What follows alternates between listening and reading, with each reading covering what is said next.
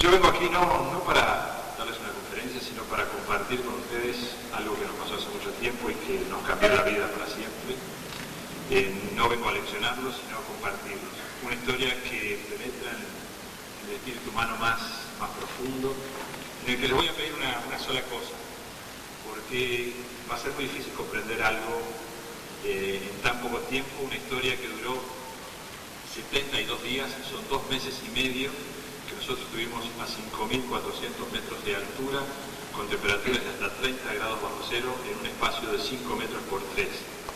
Allí sobrevivimos 16 personas, 2 meses y medio. O sea que yo lo que les pido es que ustedes traten de ser mis ojos, que traten de ver lo que yo les cuento para poder comprender, porque si no, va a ser absolutamente imposible estar sentados aquí en Buenos Aires, en un lugar absolutamente cómodo, fantástico, poder comprender algunas de las cosas que nos llevaron a hacer lo que nosotros tuvimos que hacer. También es una historia que va a hablar mucho del trabajo en equipo, del sentido de la visión en común de todos los problemas y el poder que tiene el trabajo en equipo. Sin el trabajo en equipo, de esa visión en común de nuestro team, no hubiéramos podido salir de allí. También nosotros con 17, 18, 19 años nos encontramos en un terreno distinto, donde tuvimos que innovar, donde tuvimos que ser pioneros, donde tuvimos que inventar y dejarnos llevar por nuestros instintos para poder sobrevivir, cosas que también hay que hacer hoy en día en nuestra civilización. Y también tuvimos que romper con nuestras formas de pensar tan clásicas y aún a una edad tan joven. Nosotros tuvimos que cambiar nuestra forma de pensar, salir de nuestra seguridad. Nosotros veníamos de una clase media donde teníamos nuestro trabajo, nuestras casas, donde todo estaba planeado, nuestros estudios, nuestro futuro, y de repente, en un segundo, absolutamente todo cambió y tuvimos que cambiar nuestra forma de pensar, enfrentarnos a nuevos paradigmas, a nuevas cosas. O sea, es una historia que cada uno la puede adaptar a sí mismo. Y es una historia también que yo la voy a tratar de contar en 1 hora y media, 1 hora y cuarto, 1 hora y 20, y que van a quedar muchas dudas, porque yo tengo que correr sobre todo lo que sucedió en 72 días. 72 días es mucho tiempo. Y quiero que también recuerden que hasta el último minuto del último día de esos 72 días, nosotros nunca supimos que nos íbamos a salvar. O sea, a lo largo de esos 72 días, el terror, el miedo fue constante. El coraje nuestro surgió del terror. Nunca tuvimos el coraje que surgía de una hombría, sino que surgió del terror y del miedo porque estábamos condenados a morir. También todas las historias tienen suerte, y la nuestra tiene tanta suerte o milagros, nosotros los llamamos milagros, que comienzan desde el primer instante que el avión choca contra la montaña. El nuestro es el único accidente en la historia de la aviación donde hay sobrevivientes cuando un avión choca a velocidad de crucero y altura de crucero. Generalmente los accidentes en un avión son en el decolaje o en el aterrizaje. Nosotros chocamos a 6.400 metros de altura y a velocidad de crucero. Las fuerzas físicas que se desencadenan en un accidente de esa magnitud ya son suficientes como para que no haya sobrevivientes. Ese es el primer milagro que fue en el primer segundo del accidente. A lo largo de la historia ustedes van a ver qué cantidad de milagros hay. Y cómo también esta es una historia donde la familia penetra muy profundamente. Y todo lo que nosotros aprendimos voy a tratar de compartirlo con ustedes. Yo lo que quiero mostrarles es un pequeño video que tiene unos 9 minutos. Está en inglés porque he hecho un par de presentaciones en Estados Unidos, pero es muy visual también. Allí ustedes van a ver el colegio de donde nosotros venimos, van a ver algunos de los sobrevivientes, van a ver escenas del rescate reales en blanco y negro que fueron filmadas por la televisión de Chile hace ya 25 años, en el año 72, y van a poder penetrar un poco en la geografía del lugar.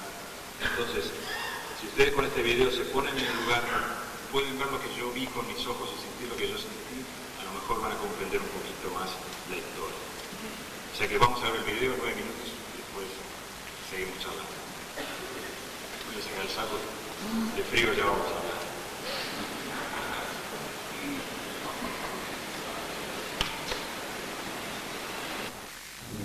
October 12, 1972. A plane was chartered to take a rugby team from the South American country of Uruguay across the Andes Mountains to play a match in Chile.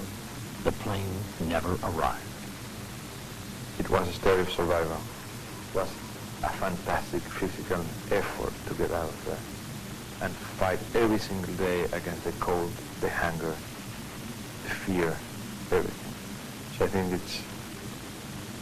I feel it's a great story of survival. The plane crashed in the middle of a vast mountain range. To survive in the frozen wilderness, they ate the flesh of those who died.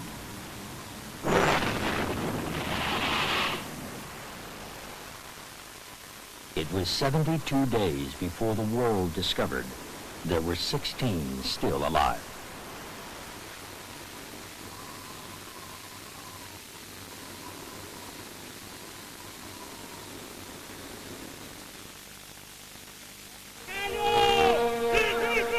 You will remember, for past pupils, the team that was going to Chile and that died in the Andes, they were going to play rugby. That event happened 20 years ago, in 1972.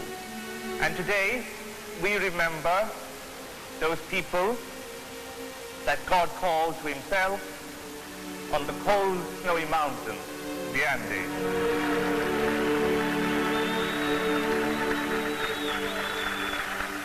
The Stella Maris School, led by Irish Catholic brothers, remembers the deaths 20 years ago of its alumni rugby football team and its supporters. The team were going to play a rematch in the neighboring country of Chile. Of the 45 passengers and crew who boarded the plane, only 16 men were to return.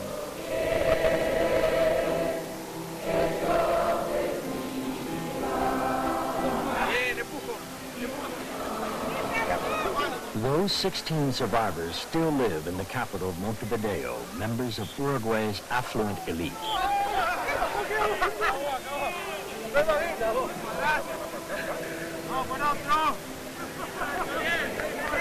The men had remained close friends, drawn together by their terrible experience in the mountains.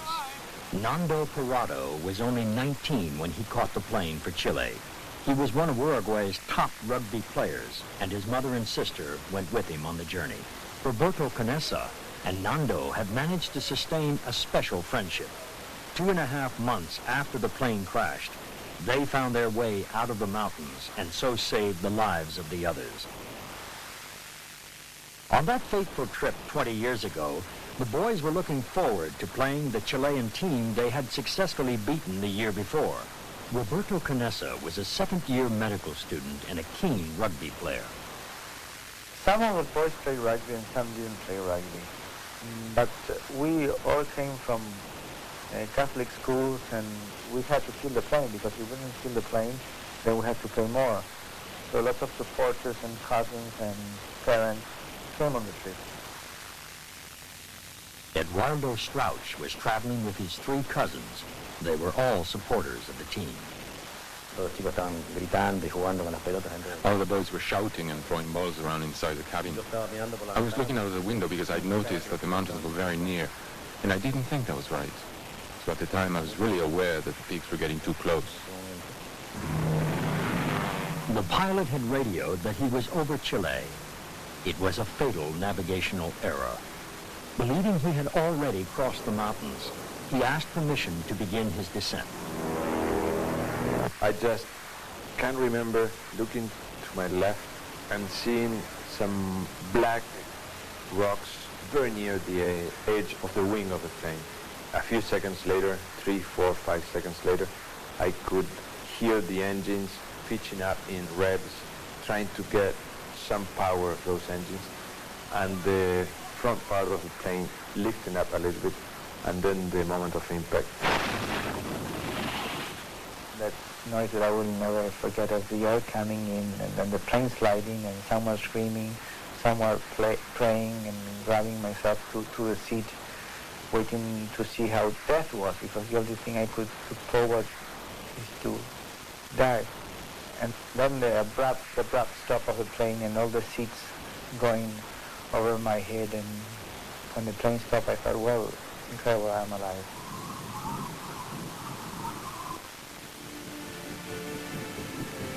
The plane had come down into the most extensive mountain range in the world. Rescue teams from 3 countries searched, but the roof of the plane was white, and the mountains were covered with the heaviest snowfalls in 50 years. After only 8 days, the search was abandoned, but many of the families refused to give up hope. They had crashed at over 11,000 feet. At night, temperatures dropped to 40 degrees below zero. They couldn't survive on just a few bars of chocolate. One of the most important things that I remember also, and that they were very hard, was the avalanche that came into the plane about 2.5 weeks after we crashed. We were already settled inside the plane one day, one night. We had already gone into sleep. And we were sleeping in the positions I just described like this. About 2 hours after we had gone into the plane and some of the guys were already sleeping, a very big avalanche came through the wall, through this plug of suitcases, and it covered the fuselage completely up to this height. So you can imagine our heads were like here and there, and we were completely covered with snow and we couldn't move.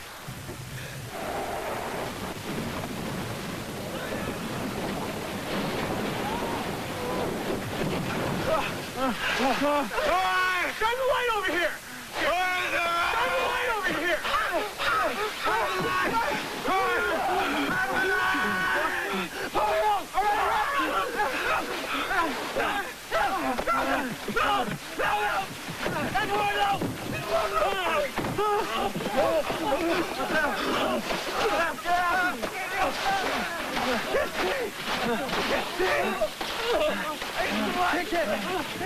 Somebody!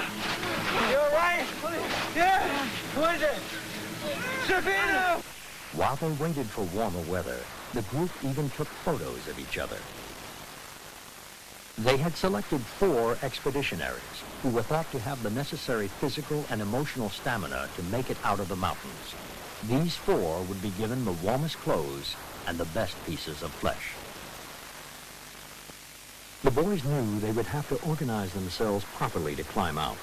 They had a small transistor radio on which they had heard that the search had been abandoned. 3 of them had tried to reach the broken tail of the plane, which had landed higher on the mountain.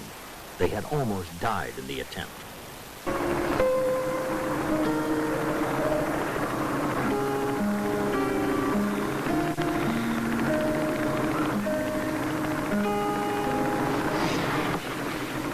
I think that we were average young people from Uruguay. We could have been average young people from any place in the world. And through our work, through our friendship, we survived one of the most hostile things in the world: cold, hunger, thirst.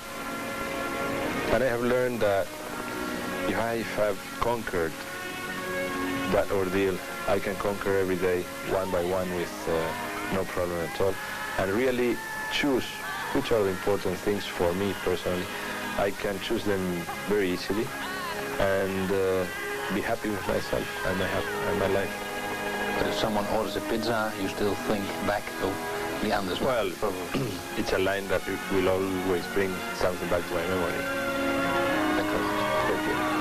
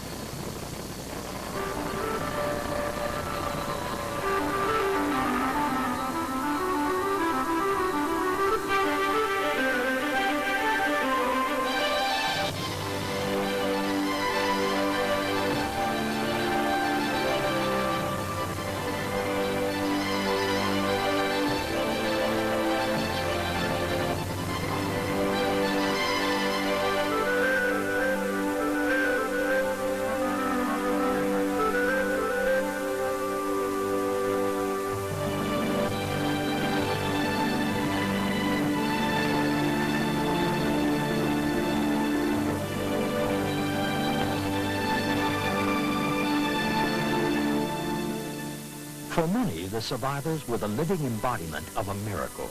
They had been missing in the mountains for 72 days and emerged alive.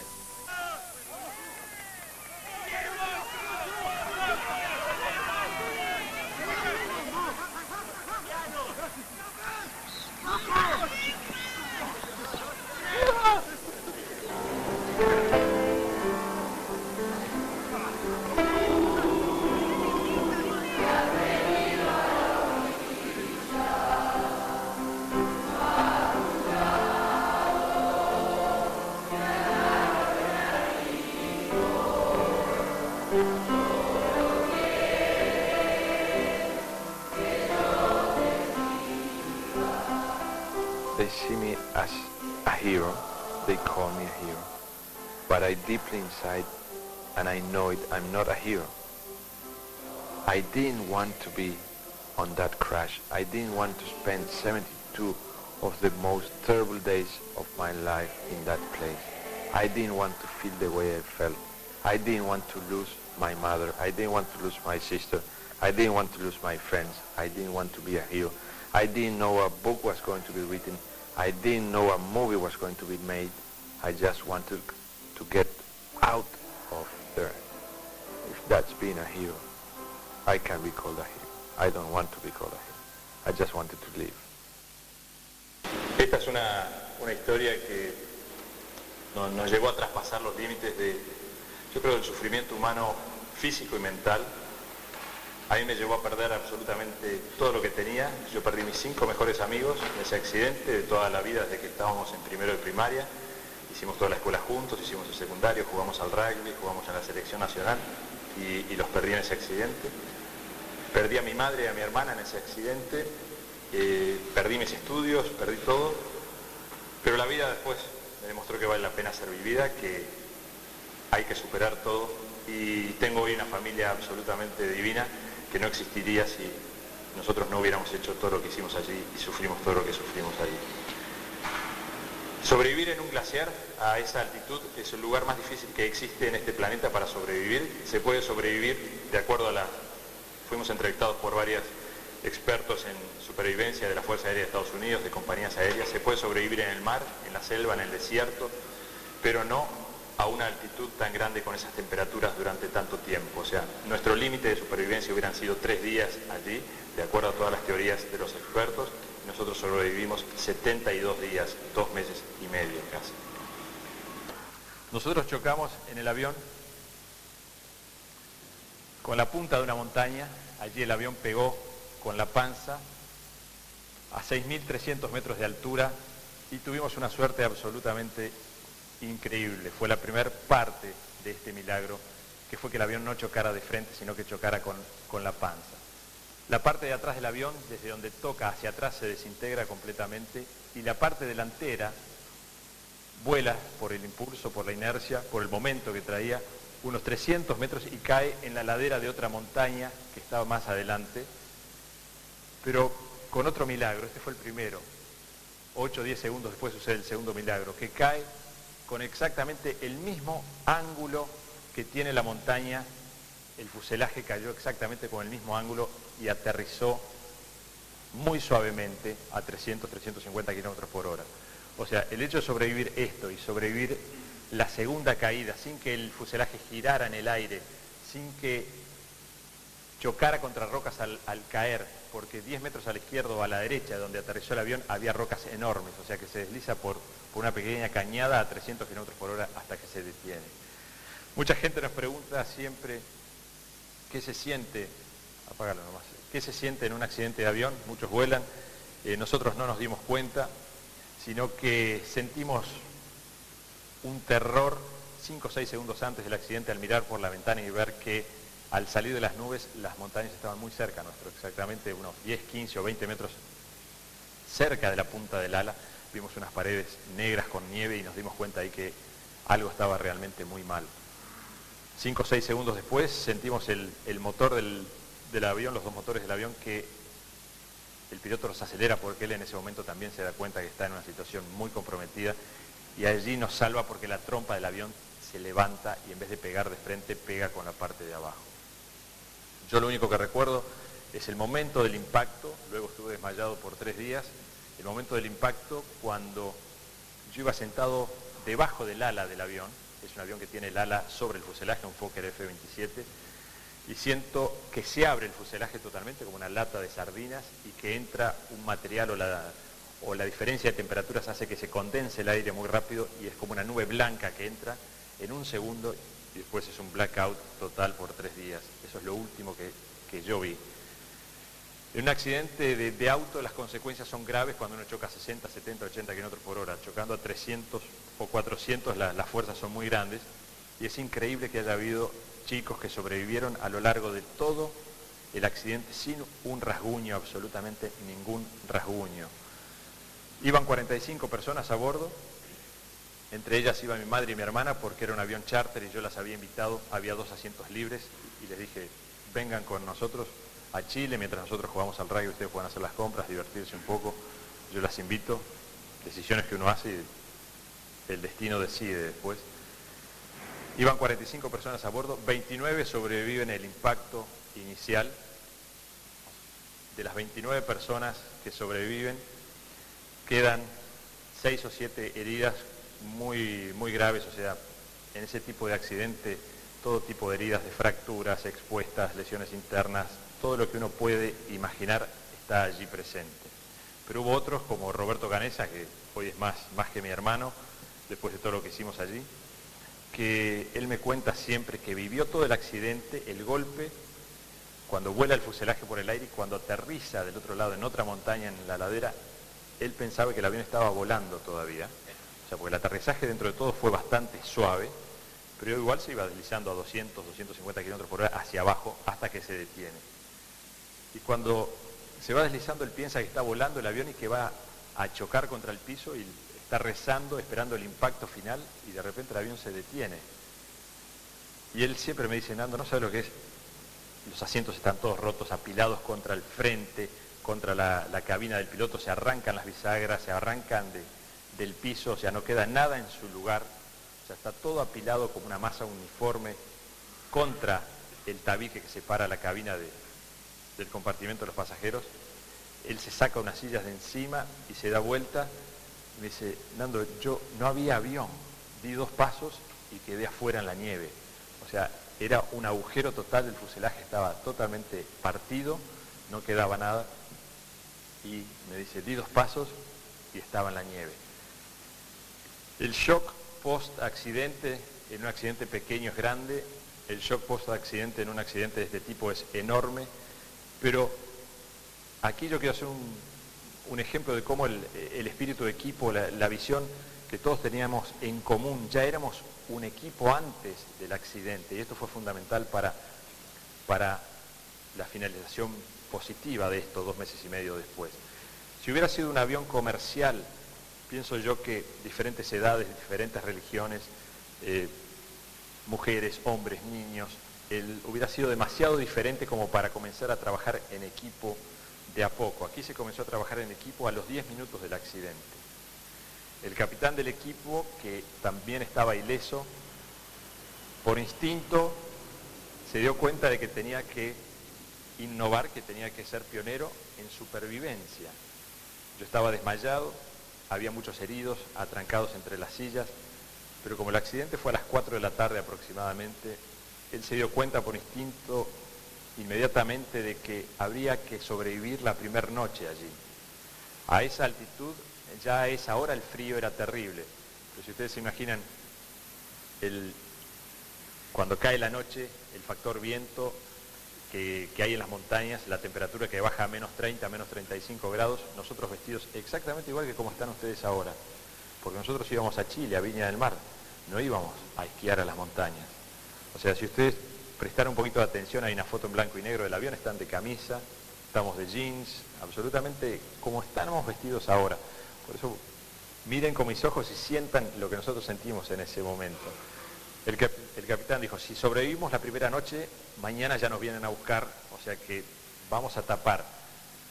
Ordenó a todos los del equipo que estaban en condiciones físicas de trabajar, primero de atender a los heridos y segundo con las butacas, con pedazos de bolsos, con lo que hubiera tratar de hacer una pared para parar el frío y el viento que ya estaba entrando a esa hora.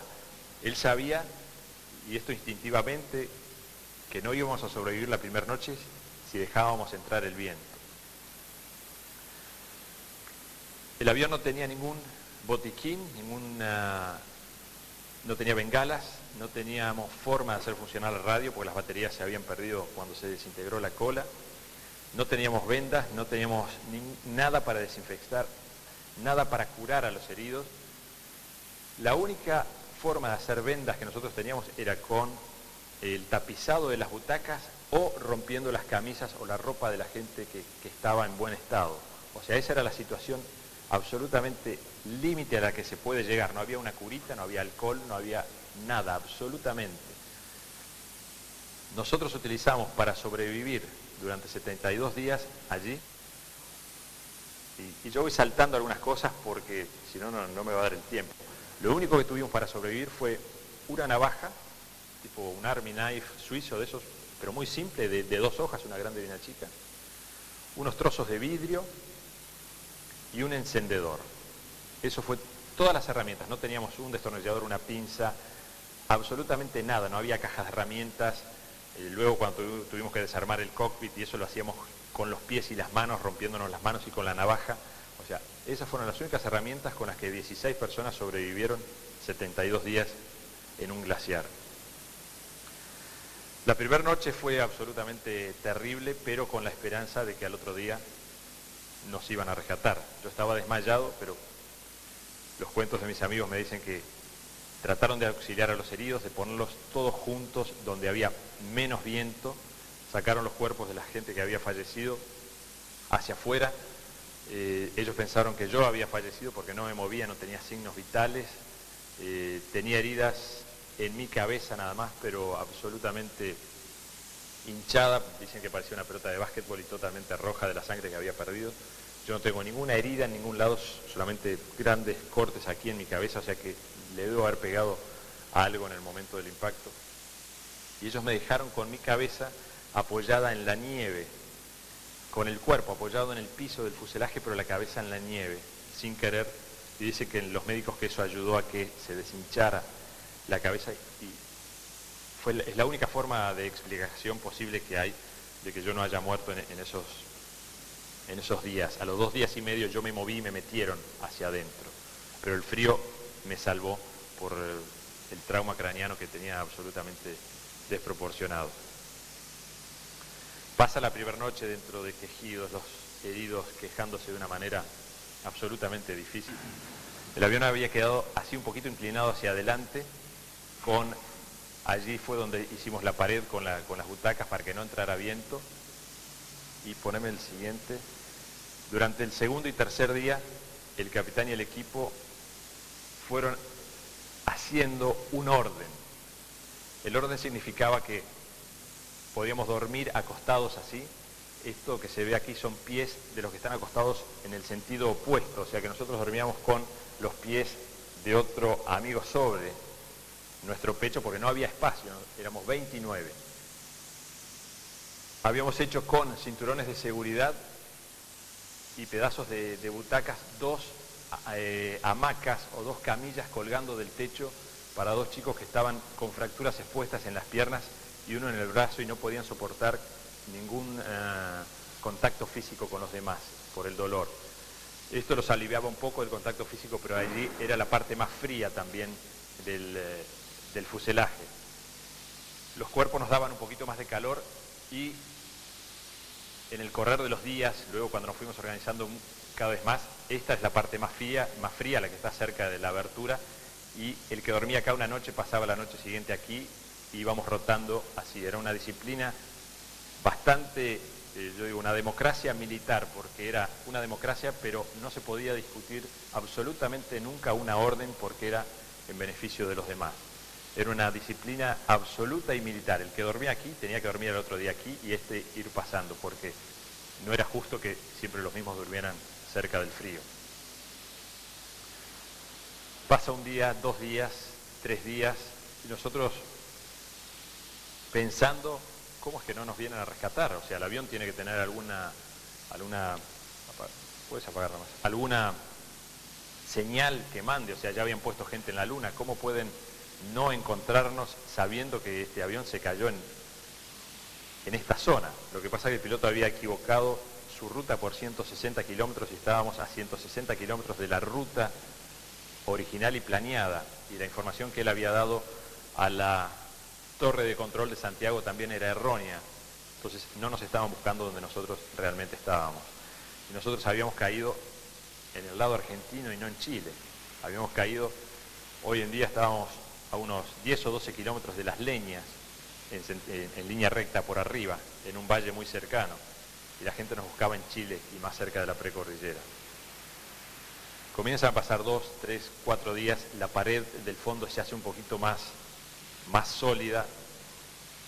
Los heridos se van vendando con trozos de nuestra ropa y la gente siempre dice, bueno, pero por lo menos tenían agua. Era fundamental, o sea, tenían tanto hielo y tanta nieve que agua tenían.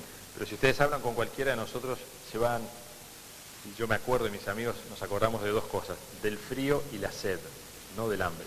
El frío fue absolutamente pavoroso y ya les voy a contar, pero la sed fue absolutamente terrible a lo largo de 72 días. ¿Y por qué digo la sed?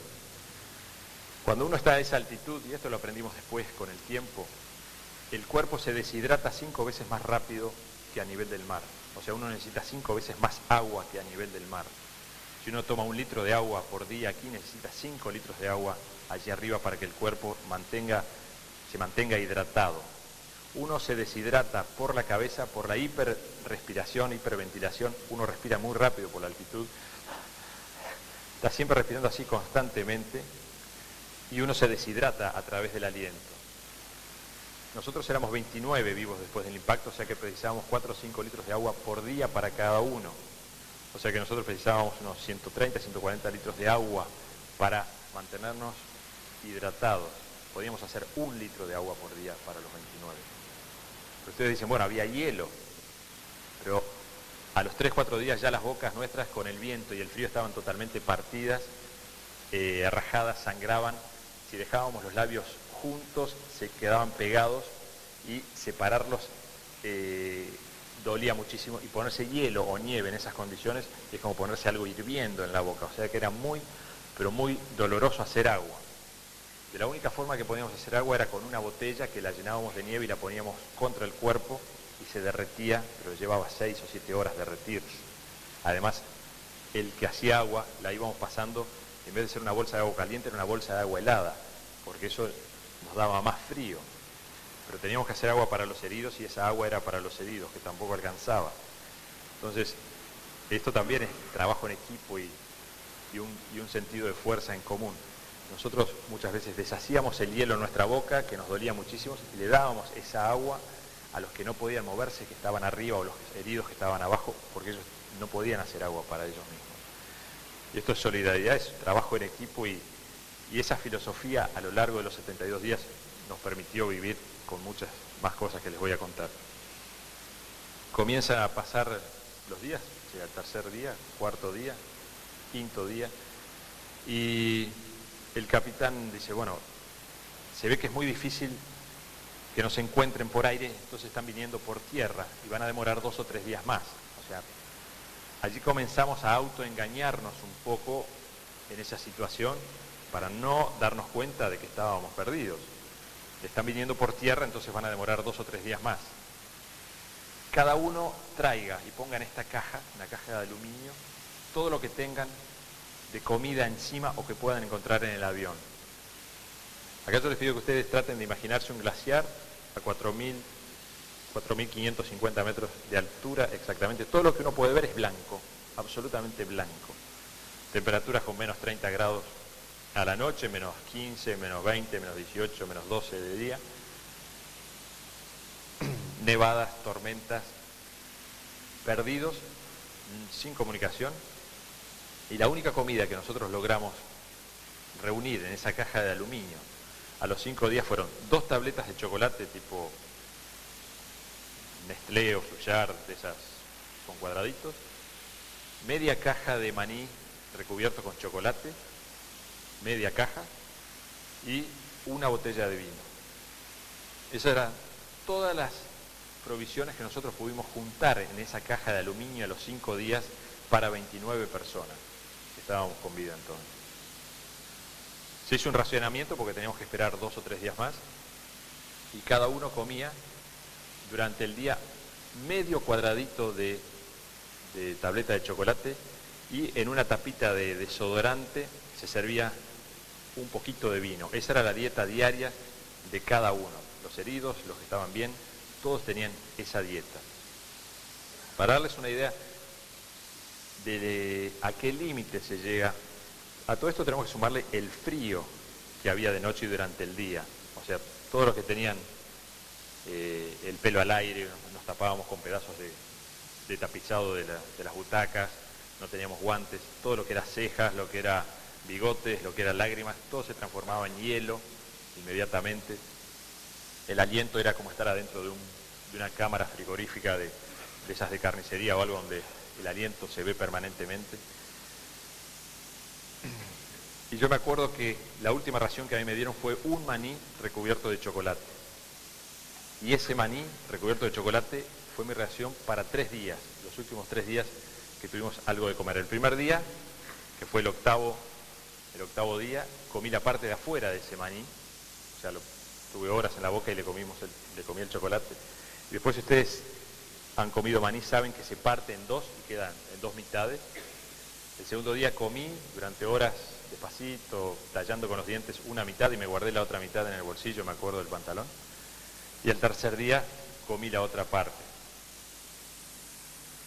Ese es el límite que alguien puede llegar de resistencia física al hambre, a la resistencia física y mental también en un lugar. Pero eso no es todo. Los días siguen pasando, llega el día 9, el día 10, el día 11. Y en el día 10 y medio, 11, nosotros teníamos una pequeña radio transistores donde podíamos escuchar, le habíamos hecho una antena con un cable de 30 metros, siempre alguno del grupo sabía algo, alguien sabía leer las estrellas, otro que era estudiante de arquitectura sabía hacer la pared, alguien conocía un poquito de radio y dijo, bueno, vamos a conectarle una antena con un cable y podemos escuchar a lo mejor alguna noticia. Y escuchábamos la radio de Chile, todos los días a las 7 de la mañana escuchábamos el noticiero. Y ese día, temprano, el capitán estaba escuchando con 2 de mis amigos, me acuerdo, y comienzan a llorar desconsoladamente y todos se preguntaban, ¿qué pasa? ¿Qué pasa? Y habían escuchado que la búsqueda del avión de la Fuerza Aérea Uruguaya con el equipo de rugby de los All Christians que se había perdido en los Andes, la búsqueda se declaraba terminada porque no había posibilidad de encontrar sobrevivientes a esa altura del año en invierno, a la altura que había chocado el avión, o sea que se paraba la búsqueda. Ustedes pueden imaginarse que una noticia de ese tipo es, en esas condiciones, sin comida, sin abrigo, sin saber dónde estábamos, sí sabiendo que no nos buscaban más, era una condena absolutamente a muerte. Nosotros sentimos a lo largo de los 72 días que estuvimos condenados siempre, nunca pensamos que íbamos a salir hasta el último minuto. Hoy estamos acá por suerte, pero hasta el último minuto siempre pensamos que nos íbamos a quedar allí. Y esa noticia fue absolutamente terrible, el ánimo en el grupo se cayó absolutamente, pero también como se cayó, comenzó a crecer por suerte había distintas personalidades y cuando uno caía los otros resurgían con más fuerza y dijimos, bueno, esto es una noticia terrible pero también es una noticia buena. Esto significa que vamos a tener que salir de acá o intentar salir de acá por nosotros mismos. Paremos de esperar. Hasta ahora era solo espera, ahora tomemos acción, pensemos, transformémonos en seres que quieren sobrevivir por sí mismos. Descubramos nuestros instintos, descubramos nuestra inteligencia dormida para aplicarla toda a la supervivencia. Y desde ese minuto, yo me acuerdo, me transformé en una máquina de supervivencia, cerré como con una cortina de acero inoxidable mi mente al sufrimiento, no pensé más en mi madre, no pensé más en mi hermana, pensaba así en mi padre que estaba aquí en la civilización, en Montevideo, cómo se debía sentir él habiendo perdido a toda su familia en un golpe. Entonces yo dije, me voy a transformar en una máquina de supervivencia. Solamente voy a gastar energía en aquellas acciones que signifiquen una posibilidad más de sobrevivir. Y cuando digo esto, digo, no voy a llorar porque llorar significa que voy a gastar energía en lágrimas. Esa energía la voy a precisar si yo tengo que salir de acá. Si tenía que dirigirme hacia un lugar, digo, voy a ir en la línea mismo dentro del fuselaje del avión. Y ustedes preguntan, ¿por qué no se alejaban? ¿Por qué no iban? ¿Por qué no salieron antes? Si uno caminaba 3, 4, 5 metros fuera del fuselaje, se hundía en la nieve hasta la cintura, era nieve muy virgen, muy blanda. No teníamos zapatos de nieve, no teníamos equipo de nieve, no teníamos nada que nos hiciera soportar 1 o 2 horas fuera del fuselaje sin congelarnos. Entonces no podíamos dejar el avión, sino que teníamos que esperar y tuvimos que hacer una ecuación casi matemática, y que esto nos dimos cuenta después, sobre el final. Tuvimos que esperar a que el tiempo calmara, que llegara el verano, ir inventando cosas que nos permitieran afrontar una expedición kamikaze al final con algún tipo de posibilidad, pero también poner en esa ecuación el estado físico nuestro, que no fuéramos deteriorándonos tanto que no nos permitiera la posibilidad de intentar una salida. ¿Y por qué decimos una salida? Porque nosotros estábamos rodeados de montañas totalmente, como en una olla, o sea que para salir de ahí había que trepar hasta donde chocó el avión. O sea, no era caminar en alguna dirección, sino que para salir de allí había que trepar.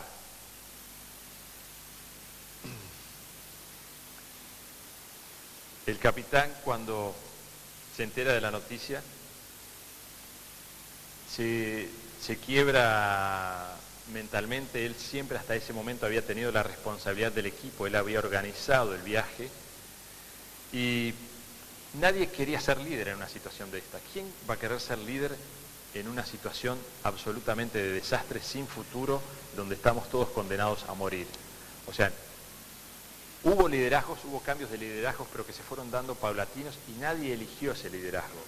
Cuando el capitán se cae mentalmente y que se quiebra emocionalmente, había 2 chicos que habían estudiado medicina, estaban en primer año de facultad de medicina, o sea que su conocimiento era de haber leído algún libro de medicina, ¿no? Y ellos, todos nos descansamos un poco en ellos, que eran los que cuidaban a los heridos y los que estaban tomando decisiones más importantes en ese momento, y ellos toman el liderazgo. Lo que ellos decían era palabra santa absoluta, y el liderazgo pasa inmediatamente y casi sin pensarlo a los 2 estudiantes de medicina. Y así el liderazgo va cambiando de manos a lo largo de los 2 meses y medio, hasta que recae sobre Roberto Canessa y yo, que somos los expedicionarios. El último mes nosotros teníamos el poder de decidir y de ordenar absolutamente todo, y todo el mundo acataba eso. Pasan los días, y la comida se terminó. Absolutamente nada. No queda más nada que la caja vacía de aluminio, y todos que nos miramos y nos comenzamos a mirar a los ojos. Pasa un día, pasan 2 días, pasan 3 días, pasan 4 días, 5 días, 6 días. El hambre es un sentimiento que se siente en el estómago, se siente profundamente, se siente también mentalmente. Y aquí la mente comienza a fabricar pensamientos que son absolutamente impensables en una sociedad normal. O sea, aquí donde nosotros vamos a un bar y pedimos un sándwich, o abrimos la heladera en casa y hay todo, abrimos la canilla y agua, nuestra mente no está acostumbrada a elaborar pensamientos instintivos, pensamientos de supervivencia. Allí aparentemente la mente trabaja en una frecuencia diferente y todos comenzamos a tener, aunque no lo expresábamos, el mismo pensamiento. ¿Qué podía hacer un grupo de chicos jóvenes, educados, de clase media, que estaban en una situación absolutamente límite? Había 2 opciones nada más. Una era no hacer nada o cometer un suicidio masivo. ¿Qué podemos hacer? Éramos 29 chicos mirándonos a los ojos, salir corriendo por ese valle, por ese glaciar, caernos en las grietas y morirnos, o mirarnos a los ojos y morirnos mirándonos a los ojos. O sea, por eso les pido a ustedes que se metan en esa situación, en ese lugar, con esa temperatura, totalmente perdidos, sin posibilidad para poder comprender.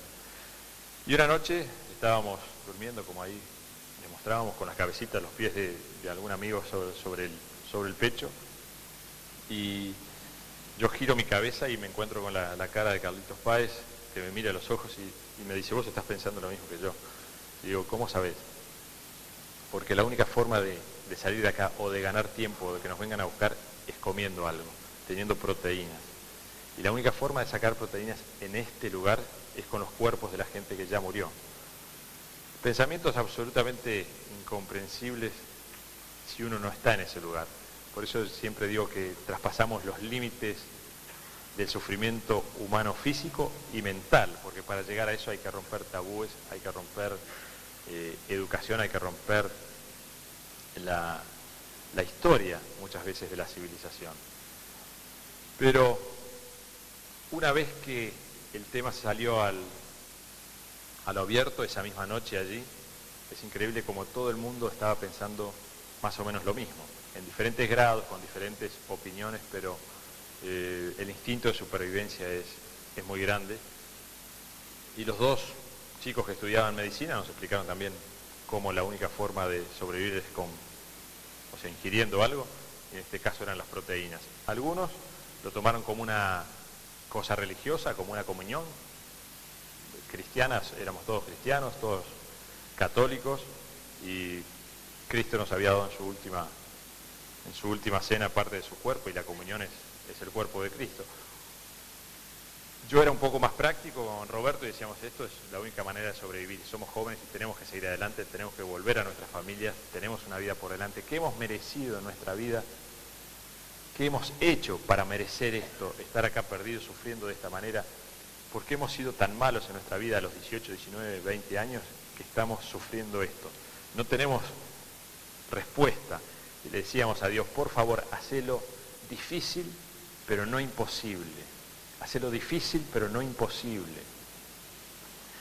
Y yo les quiero decir antes de seguir que la situación era tan difícil que de noche, cuando nos estábamos congelando, porque nuestro cuerpo es 60% agua, nosotros sentíamos que el cuerpo se ponía duro, que los brazos se entumecían, y la gente lloraba y gritaba, decía, me estoy congelando, me estoy muriendo. Y si ustedes toman en consideración el tiempo, calculen lo que es una noche ahí. Aquí hace media hora que estoy hablando, calculen lo que son 8, 10, 12 horas sufriendo de esa manera hasta que la temperatura cambie en 10 grados si salía el sol. Si no salía el sol seguía así. Lo difícil que es congelarse y no congelarse durante 10, 15, 20 horas. Estar sufriendo, sentir que el cuerpo se endurece, que las lágrimas hacen hielo, que el pelo está lleno de hielo, y el que estaba menos congelado trataba de ayudar al otro. O sea, el tiempo cuando uno se está congelando pasa demasiado despacio. O sea, el sufrimiento era muy grande con el tema del frío también. Y si a eso le sumamos el tema de que ya no teníamos comida, la mente se confunde un poco, pero el trabajo en equipo, esa fuerza, esa unión, nos lleva hacia adelante. Los dos estudiantes de medicina fueron quienes se encargaron de alimentarnos a nosotros, tenían más experiencia, y la mente humana se acostumbra de una forma absolutamente rápida a todo. Los cambios tan dramáticos como esos son aceptados por la mente debido a las circunstancias. Luchamos para comprenderlo, lo comprendimos, y una vez que lo hicimos, seguimos adelante, y para nosotros era mucho más importante tratar de combatir el frío, entonces, y la sed, que seguía siendo absolutamente impensable de soportar, que alimentarnos con el cuerpo de nuestros amigos. Hicimos un pacto también porque comer carne humana no significaba que uno se iba a salvar. O sea, 29 se alimentaron, pero solamente 16 salieron. Nosotros nos damos cuenta que un día moría uno, otro día moría otro día moría otro por el frío, por la gangrena, por lo que sea. ¿Y cuándo nos iba a tocar a nosotros? O sea, no era que alguien elegía, yo voy a vivir y ellos se van a morir. Nadie sabía. Allí hicimos un pacto esa noche y dijimos, si yo muero, por favor, úsenme porque alguno tiene que salir de acá. Aunque sea uno, tiene que salir al final. Siguen pasando los días, sigue pasando el tiempo lentamente, sigue el frío. ¿Y cómo puede una situación empeorar? Estamos perdidos en los Andes, en un glaciar a 4.500 metros de altura. No sabemos dónde estamos. No tenemos futuro. Lo único que sabemos es dónde está el este, el norte, el sur y el oeste. Nada más, por el sol y por las estrellas. Había uno de nosotros que algo de estrellas sabía. Entonces teníamos únicamente la ubicación con respecto a los puntos cardinales, pero no sabíamos dónde estábamos. No teníamos comida, no teníamos ropa, no nos buscaban, no teníamos equipo para salir de allí, no teníamos radio. O sea, la situación era bastante comprometida, absolutamente sin futuro ninguno. Pero ¿cómo se puede empeorar? Yo creo que sí, es imposible empeorar esa situación porque uno no puede estar peor, congelado, muriéndose, totalmente destruido mentalmente. No se puede estar peor, pero lamentablemente sí se puede. El 29 de octubre, 2 semanas y media después de que el avión cayó, ustedes vieron en el videotape unas imágenes de la avalancha que fue filmada para la película Viven. La única diferencia con la realidad, eso es totalmente exacto, es que el director de la película tuvo que idear luz para filmar. Nosotros no teníamos luz, la avalancha fue de noche. O sea, que todo lo que ustedes vieron en el video sucedió igual, pero al oscuro. Cierren los ojos y eso es lo que nosotros veíamos. Solamente el tacto, no había luz, no había nada. A la noche, serían las 11, 12 de la noche, sentimos un ruido diferente que no era de viento ni era de tormenta.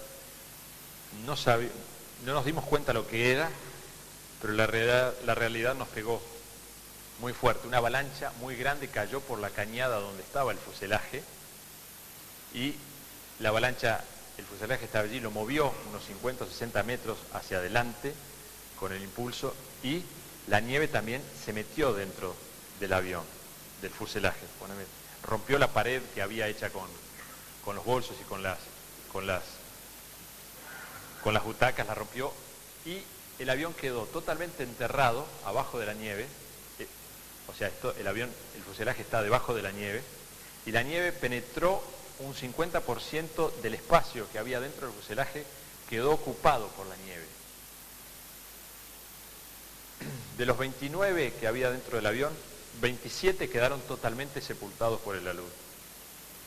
A la oscuridad, con el shock de no saber qué era, solamente los 2 que estaban heridos con las piernas quebradas quedaron fuera del alud.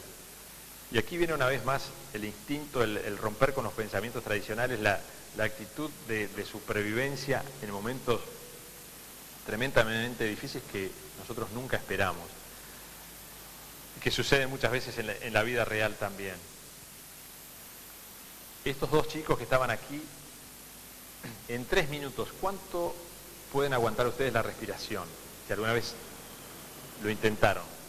2 minutos, 3 minutos es una eternidad. 3 minutos, si ustedes se ponen abajo de una piscina, abajo del agua y tratan de mantener la respiración, cuenten el tiempo y van a ver lo despacio que pasa y lo difícil que es mantener la respiración. Yo estaba en el medio, allí, sentí el golpe, sentí el ruido y no pude mover absolutamente nada, ni un dedo, era como tener cemento encima. Uno piensa que la nieve es blanda, el golpe fue tan fuerte y se metió tan fuerte adentro que estaba muy comprimida la nieve, o sea, no podía mover ni el brazo ni nada, solamente sentía un poquito sobre mi pecho el movimiento de los pies de mi amigo que también trataba de zafar él, pero ni él podía mover los pies ni yo podía mover las manos, absolutamente nada, y estaban todos iguales, tal vez un poquito menos los que estaban aquí, pero en 3 minutos los 2 que estaban en estas hamacas allí saltaron hacia la nieve en la oscuridad y comenzaron a escarbar, no buscando los cuerpos, sino buscando con los túneles las caras de los que estaban. Ellos geográficamente y tocando los costados del avión se daban cuenta más o menos dónde podían estar las cabezas y las caras y escarbaron túneles con sus piernas quebradas y sus brazos quebrados hacia las caras de los que estaban sepultados. Yo pensé, solamente tenía una percepción del sonido de gente arrastrándose, que eran ellos arriba, y no podía aguantar más la respiración. O sea, me di cuenta ahí que finalmente, y fue una mezcla de sentimiento de suavidad, que pensé, bueno, al fin se termina este sufrimiento, al fin se termina por fin, o sea, por fin estamos muriendo, porque el morirse era una solución, era salir de eso de una forma simple. O sea, creo que la muerte no puede ser bienvenida nunca, pero a esa altura, con todo lo que habíamos sufrido, era una forma suave de dejar de vivir. Iba a descubrir pensé en ese momento, los misterios de la muerte. No vi pasar ninguna imagen de mi vida, no vi ningún túnel de luz, no vi nada, sino que me invadió una suavidad de que era bienvenida esa muerte. No podía respirar más y en el momento que estoy haciendo un blackout o me estoy muriendo, siento una mano que me raspa la cara y como un chorro de aire acondicionado helado que me entra y volví a vivir allí. Yo creo que habrán pasado 3 minutos desde que entró la nieve hasta que a mí me rescataron. Y para darles una idea de lo terrible y lo duro y lo rápido que fue todo, el chico que tenía los pies arriba mío, el que estaba a mi izquierda, y Liliana Mentol, que estaba a mi derecha, que era la única mujer que estaba viva, ellos murieron en la avalancha. O sea, no hubo tiempo de rescatarlos a ellos. ¿Por qué me rescataron a mí? No sé, es el destino, es las circunstancias. Cuando pudieron hacerle el túnel a ellos, lamentablemente ya no tenían vida. 9 de los 27 que fueron tapados por la avalancha murieron en la avalancha. Entonces, como yo decía recién, se podría empeorar donde nosotros estábamos, que era perdidos a 4.500 metros, sin ropa, sin saber cómo salir, sin comida, condenados, sufriendo de una forma absolutamente indescriptible. ¿Se puede empeorar eso? Sí. Estábamos en el mismo lugar, pero sin luz, atrapados en un fuselaje, tapados de nieve, totalmente congelados porque estábamos empapados, ahí sí nos empapamos. Tuvimos que sentarnos sobre la nieve, salir de donde estábamos y quedarnos sobre la nieve en la oscuridad, porque la luz no se filtra. De aquí a aquí había unos 4 metros de nieve, estábamos tapados, no se filtraba la luz, era oscuro. Si a mí me preguntan cuál fue los peores días de mi vida, fueron esos 72, pero dentro de esos 72, estos 3 días y medio que nosotros pasamos enterrados bajo 4 metros de nieve en la oscuridad, totalmente empapados y congelados, yo no puedo encontrar palabras, simplemente les pido que traten de ubicarse allí porque no sé cómo describirlo. Con los chicos heridos, con las piernas quebradas, la depresión absoluta, totalmente congelados, tirados encima de la nieve, y con el problema que también decíamos, nos estamos quedando sin aire, porque eso era como un submarino, en vez de estar debajo del agua, estábamos debajo de la nieve. ¿Qué podemos hacer? Después, a través de las grietas de la nieve, se filtra algo de aire, pero nosotros teníamos miedo de quedarnos sin aire allí adentro. Entonces, lo único que podíamos hacer fue romper la ventana del costado del copiloto, del lado derecho, del otro lado del fuselaje. Arrancamos esa ventana y con las manos y un pedazo de aluminio que encontramos, una especie de cuchara, empezamos a hacer un túnel y nosotros en ese entonces no sabíamos cuánto era, no sabíamos si la avalancha había sido, a lo mejor pensábamos, durante esos 3 días y medio decíamos, ¿y si estamos 50 metros abajo de la nieve? O 100 metros, o 70, o 25, ¿cómo hacemos para salir de acá? O sea, no teníamos idea de cuántos metros estábamos enterrados, podía ser 1 metro también. Pero empezamos a escarbar y nos llevó 3 días y medio romper allí y que quedara un túnel como una cueva y después poder caminar encima de la nieve y el fuselaje estaba 4 metros debajo. Esto tuvo varias consecuencias. Primero, que la nieve del túnel tenía que ser metida adentro, o sea que el espacio se hizo más chico además, o sea que cada vez que íbamos metiendo nieve se iba haciendo más chico el espacio y teníamos menos espacio para estar adentro. También esto tuvo otras consecuencias con respecto al tiempo. ¿Por qué digo al tiempo? Esto nos dio más tiempo. Y puede haber sido el destino, designios de Dios. La avalancha lo que nos dio fue la oportunidad de vivir más tiempo allí. ¿Por qué digo vivir más tiempo?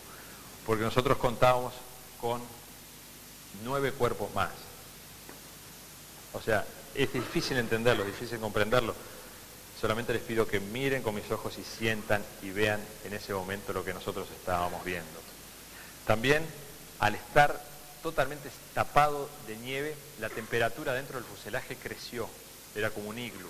Inmediatamente la temperatura estuvo 10-15 grados más caliente adentro del fuselaje y eso nos permitió recuperar energía, sentirnos un poco mejor, darnos un poco más de vida, no luchar constantemente 24 horas por día contra el congelamiento. Al levantarse la temperatura y no tener viento, fue un poco más confortable la oportunidad de vivir dentro del fuselaje.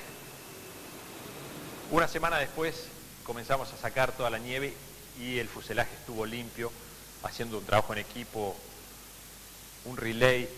Trabajamos 24 horas sobre 24 y pudimos sacar toda la nieve y hacerlo más confortable. Nunca podíamos dormir más de 10, 15, 20 minutos, media hora. Allí no se dormía cuando nosotros decíamos, es la noche, para nosotros era lo mismo día o noche.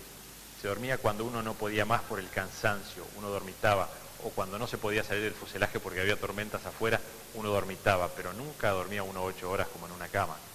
O sea, a lo largo de 72 días dormitamos 10 minutos, 15, siempre. Cuando hay un grupo de personas, no todos duermen a la misma hora. Otros se quejan, otros lloran, otros están heridos, otros hablan, otros charlan. Es muy desparejo el vivir de las personas, pero sí hacíamos un equipo y sí, nunca a lo largo de los 72 días, en situaciones tan difíciles, hubo fricciones brutales. Hubo fricciones momentáneas, por ejemplo, cuando uno está durmiendo y el otro le pega con el pie en la cara y le tira un manotazo, pero nunca hubo, siempre hubo un total entendimiento y un espíritu de grupo fantástico. Y si lo pudimos lograr en situaciones tan difíciles como esa, creo que se pueden lograr en nuestra vida en empresas. Y creo que lo que yo aprendí a lo largo de esos 72 días me han ayudado mucho en el futuro. Sigue pasando el tiempo, ya es un mes y una semana, un mes y 2 semanas.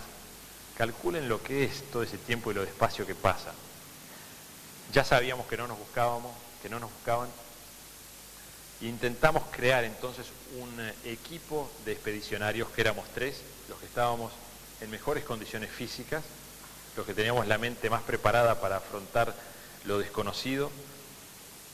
Solamente 3 de los chicos que estaban allí habían visto nieve en su vida antes, o sea, no teníamos experiencia. Entonces decidimos crear unos zapatos de nieve, diseñamos unos zapatos de nieve con las ideas de algunos y las mejores ropas nos fueron entregadas a los 3 expedicionarios, nos llamábamos. O sea que los normales, vamos a decir así, solamente podían tener 1 o 2 suéteres, no más. Y todo lo demás se lo tenían que dar a los expedicionarios que tenían que entrenarse y salir a conocer el terreno para intentar una escapada final. En una de esas salidas que nosotros salimos para conocer y probar nuestros zapatos de nieve, que estaban hechos con almohadones de las butacas y un armazón de aluminio y atados con cinturones de seguridad del avión, pues si no era absolutamente imposible caminar en la nieve, o sea, uno se hundía hasta la cintura. Con eso nos podíamos mover, más o menos, y con pedazos de aluminio sacados del chasis del avión, lo usábamos de bastón y para probar, porque fuimos descubriendo también que había grandes grietas, grandes lugares donde había caídas de 50 o 60 o 100 metros hacia adentro, oscuras, verdes, muy profundas, que muchas veces están cubiertas por nieve, o sea, hay como un puentecito de nieve, pero debajo está la grieta. O sea, fuimos creando nuestros caminos cerca del avión donde no había grietas, y en uno de esos caminos nos alejamos bastante del avión, unas 6 horas, 7 horas, 8 horas fuimos caminando, probándonos a nosotros, probando los equipos, y yendo hacia abajo en el valle encontramos la cola del avión, el cono del avión, de la parte trasera del avión, y allí encontramos unas valijas que estaban protegidas por una red, no se habían desintegrado con el resto del avión, y encontramos más ropa. No encontramos comida, y sí encontramos las baterías del avión, baterías de 24 volts que están en la cola. Entonces dijimos, bueno, con estas baterías y la radio que está en el cockpit del avión, vamos a poder comunicarnos con alguien. Entonces intentamos subir esas baterías hacia el avión, pero subiendo estábamos a unas 9-10 horas del avión, o sea, no estábamos cerca. Y en subida es muy difícil, estas baterías pesan mucho. O sea, intentamos subir por 1 hora y nos dimos cuenta que no íbamos a poder llevarlas. Y dijimos, bueno, lo que tenemos que hacer es subir hasta el avión, sacar la radio. Esto para darles una idea de todo lo que intentamos, absolutamente todo lo que hubo para hacer se hizo. Absolutamente todo. Siempre la gente dice, ¿por qué no hicieron esto y esto? ¿Por qué no hicieron fuego? ¿Por qué no quemaron esto? No teníamos combustible para quemar, se había perdido, se había desintegrado. No teníamos que quemar, solamente la ropa. O sea, no era tan fácil. O sea, intentamos todo. Subimos hasta el fuselaje, 9, 10 horas subiendo. Pasamos la noche allí, desarmamos las radios con esa pequeña navaja. Desarmamos la radio a patadas con las manos, nos cortamos los dedos, todo. Sacamos las radios del cockpit. Imagínense lo que es desarmar las radios del cockpit de un avión con una navaja. Es difícil. Trabajamos horas y horas, rompimos todo, lo sacamos y las pusimos en media maleta tipo Samsonite, que le hicimos tipo trineo, y ahí los llevamos al otro día hacia el cono de la cola donde estaban las baterías. Por supuesto que no teníamos idea. Esas radios andan con 12 volts, las baterías tenían 24, hay que tener un transformador en el medio, no lo sabíamos. De las radios salían manojos de cables enormes, cómo conectar eso a las baterías. Intentamos absolutamente todo durante 2 días, pero no las pudimos hacer funcionar. Lo que sí encontramos fue en la cola pedazos de tela aislante que cubría los tubos de calefacción del avión, y nos dimos cuenta que tapándonos de noche con eso nos daba bastante calor, porque tenía como una fibra de vidrio entre medio que era aislante. Entonces recogimos todo lo que había allí de ese material y al día siguiente subimos de vuelta para el fuselaje. En la mitad del camino nos agarra una tormenta muy muy fuerte, esas tormentas de nieve que uno no ve más de 5 o 6 metros, es todo nieve, todo blanco, es como ir caminando adentro de una pelota de ping-pong, es todo blanco, y lo único que nosotros podíamos seguir eran nuestras huellas que habíamos hecho durante los 2 días subiendo y bajando. Entonces dijimos, tenemos que apurarnos que no se cubran las huellas de nieve, porque si se cubren, perdemos el avión y nos congelamos acá. O sea, ya estábamos medio congelados, pero si perdíamos el avión no había posibilidad ninguna de poder sobrevivir. Entonces nos fuimos apurando, siguiendo las huellas que se iban cubriendo de nieve, se iban cubriendo de nieve, y llegamos justo al avión. Nunca lo vimos, sino que cuando estábamos a 3, 4 metros del avión, que a esa altura ya había pasado el tiempo, esta nieve se va derritiendo con el tiempo, a esa altura ya la nieve estaba por aquí, o sea que se veía parte del avión, nos pegamos casi contra el avión siguiendo las huellas, o sea, no lo veíamos. Si se hubieran cubierto las huellas 1 hora más, o 45 minutos o 1 hora más, hubiéramos perdido el avión y nos hubiéramos muerto tratando de encontrarlo. Yo voy como navegando encima de todo porque hay tanto en 72 días para contar que podríamos hablar semanas, pero voy navegando por arriba para que ustedes vayan teniendo una idea y después me vayan preguntando al final, o después cuando estemos juntos también me interesaría hablar con ustedes y que ustedes se animen a preguntarme cosas. Con ese material que nosotros subimos de la cola, aislante, con hilo de cobre que sacamos de las bobinas del avión, del equipo eléctrico, lo fuimos cosiendo juntos, hicimos una bolsa de dormir para 2, que era, nosotros pensando en esa expedición final, dijimos que y fue fundamental esa bolsa de dormir, nos sirvió muchísimo y nos permitió sobrevivir temperaturas muy, muy altas cuando trepamos a 6.000, 6.200 metros. Otra de las cosas importantes es que la gente siempre nos dice, qué coraje tenían ustedes, qué hombres valientes, o qué chicos valientes, porque el más joven tenía 17 y el capitán tenía 21, o sea que éramos bastante jóvenes. ¿Qué coraje tenían? Y el coraje nuestro emanaba del terror, pánico de estar condenados. O sea, no era que decíamos qué valientes que somos, sino que era un miedo absolutamente físico. Y uno de mis amigos siempre me dice, ¿vos sabés, Nando, cómo era el miedo que yo sentí durante los 72 días? Y yo creo que es una descripción muy gráfica y por eso se las quiero contar. Él me decía, imagínate lo que siente un condenado a muerte en una celda que tiene que morir en la cámara de gas o en la silla eléctrica. Le está esperando. Imagínate que llega el día de la ejecución y que abren la puerta de su celda, hay un capellán, un sacerdote y dos guardias, como has visto en las películas, que lo agarran uno de cada brazo y va por un corredor hacia una puerta verde. Imagínate cómo se siente esa persona en ese momento. Como yo sentí ese miedo acá, ese miedo a que iba a morir en cualquier instante durante los 72 días. Y ese miedo fue el que nos dio el coraje. Nunca tuvimos coraje de decir yo voy a hacer esto porque soy valiente, sino que fue por el miedo. Siguen pasando las semanas, siguen pasando el tiempo, la temperatura se va haciendo paulatinamente más confortable. O sea, aunque nos nevó hasta el 9 de diciembre, a esa altitud, la temperatura se iba haciendo más confortable, los días se iban haciendo más lindos, podríamos decir. Íbamos notando un cambio del tiempo del invierno hacia la primavera y hacia el verano. Pero también íbamos notando que nuestros cuerpos se iban haciendo cada vez más flacos, cada vez más débiles, cada vez teníamos menos fuerza. Yo perdí 45 kilos, o sea que yo pesaba 93 y perdí 45 kilos.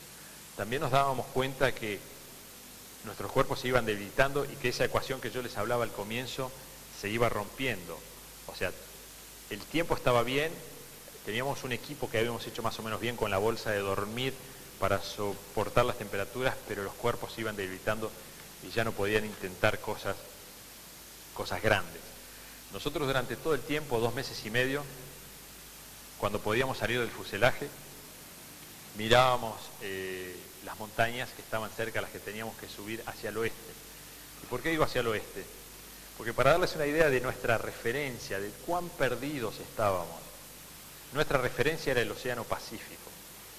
O sea, nosotros sabemos que Chile es un país angosto y que después de Chile está el Océano Pacífico. Hacia el oeste, donde nosotros estábamos, donde se ponía el sol, estaba el Océano Pacífico. O sea que si el Océano Pacífico estaba hacia el oeste, Chile es angosto, tiene unos 130 kilómetros de ancho más o menos. Después está la precordillera y después la cordillera. Nosotros tendríamos que estar a unos 250 kilómetros del Océano Pacífico, calculábamos. Le restamos lo que mide Chile, entonces nosotros tendríamos que estar en un área de la cordillera que estábamos a unos 100 kilómetros de Chile en el peor de los casos. Nosotros pensábamos que estábamos a 20 kilómetros de la precordillera. De acuerdo al tiempo que había volado el avión, a la velocidad del avión, habíamos hecho 1000 cálculos absolutamente de todo tipo y todos nos habían dado que nosotros estábamos en la precordillera chilena, pero estábamos casi en la precordillera argentina, cerca de Las Leñas. Entonces, nuestra intención era salir hacia el oeste. Entonces mirábamos las montañas hacia el oeste y habíamos trazado 2 rutas de ascenso que habíamos dicho, cuando nosotros salgamos vamos a intentar esas 2 rutas de ascenso que son las más fáciles para subir. Cuando lleguemos arriba vamos a ver los valles verdes, alguna cabañita con humo. Nos íbamos engañando, o sea, eso es lo que nosotros teníamos que ver, verde, el color verde. Entonces desde allá arriba lo íbamos a ver los valles y íbamos a llegar, pero teníamos que tener fuerzas como para trepar eso. Hemos hablado con grandes alpinistas como Reinhold Messner, Rodrigo Jordán, que es de Chile, que subió el K2, el Everest. Messner, si lo conocen, subió todas las cumbres de 8000 metros sin oxígeno y hemos hablado con él. Y dice, lo que ustedes intentaron e hicieron, lo pudieron lograr por la ignorancia absoluta que tenían de lo que era enfrentar las montañas y esa altitud. En Uruguay, ustedes saben, es todo chato, la montaña más alta es el Pan de Azúcar, tiene 500 metros, y nosotros no teníamos puntos de referencia allí, no sabíamos si eso medía 500, 1000, 2000, no teníamos idea, pero calculamos que en un día lo podíamos trepar. Llegamos al día 12 de diciembre, al 11 de diciembre, mejor dicho, y yo le dije a Roberto Canesa, Roberto, ya no podemos más por 2 cosas o por 3 razones. Nos estamos debilitando mucho, se nos está acabando nuevamente la comida, no queremos volver a encontrarnos nuevamente en una situación donde no hay comida, donde no hay cuerpos. ¿Qué hacemos? Nos miramos a los ojos y después de todo esto sí cometemos un suicidio colectivo. Nuevamente volvemos al comienzo, al primer día del accidente. 2 meses después volvemos a estar en la misma situación. Hay que salir mañana, hay que salir y jugarnos la vida en esto. Yo creo que en 3, 4, 5 días podemos llegar a algún lado. Él no estaba tan convencido, pero sí es un tipo muy fuerte, de mente muy fuerte, y me dijo, bueno, está, salimos mañana. Al otro día, a las 6 de la mañana, nos pusimos unas mochilas que habíamos hecho con unos jeans, allí pusimos un poquito de provisiones, nos pusimos el mejor equipo que podíamos, salimos con los zapatos de nieve hacia la ladera de esas montañas que nosotros íbamos a trepar por la ruta que habíamos marcado. Pero todas las referencias en las montañas cambian. Una piedra que parece chiquita es mucho más grande y está mucho más lejos. O sea, no hay árboles, no hay casas, nada nos daba referencias, no teníamos experiencia. Y nosotros lo que pensamos llegar a la cima de esa montaña en un día recién habíamos hecho la 5ª parte del trayecto de esa montaña. Estábamos recién en la ladera baja de esa montaña. Y allí fue cuando nosotros, que salimos 3, Roberto, Antonio, Vicentini y yo, decidimos mandar a Antonio de vuelta porque 3 personas se mueven muy despacio. En cualquier situación de la vida, 2 se mueven más rápido que 3. Y siempre uno de los 3 estaba más atrás.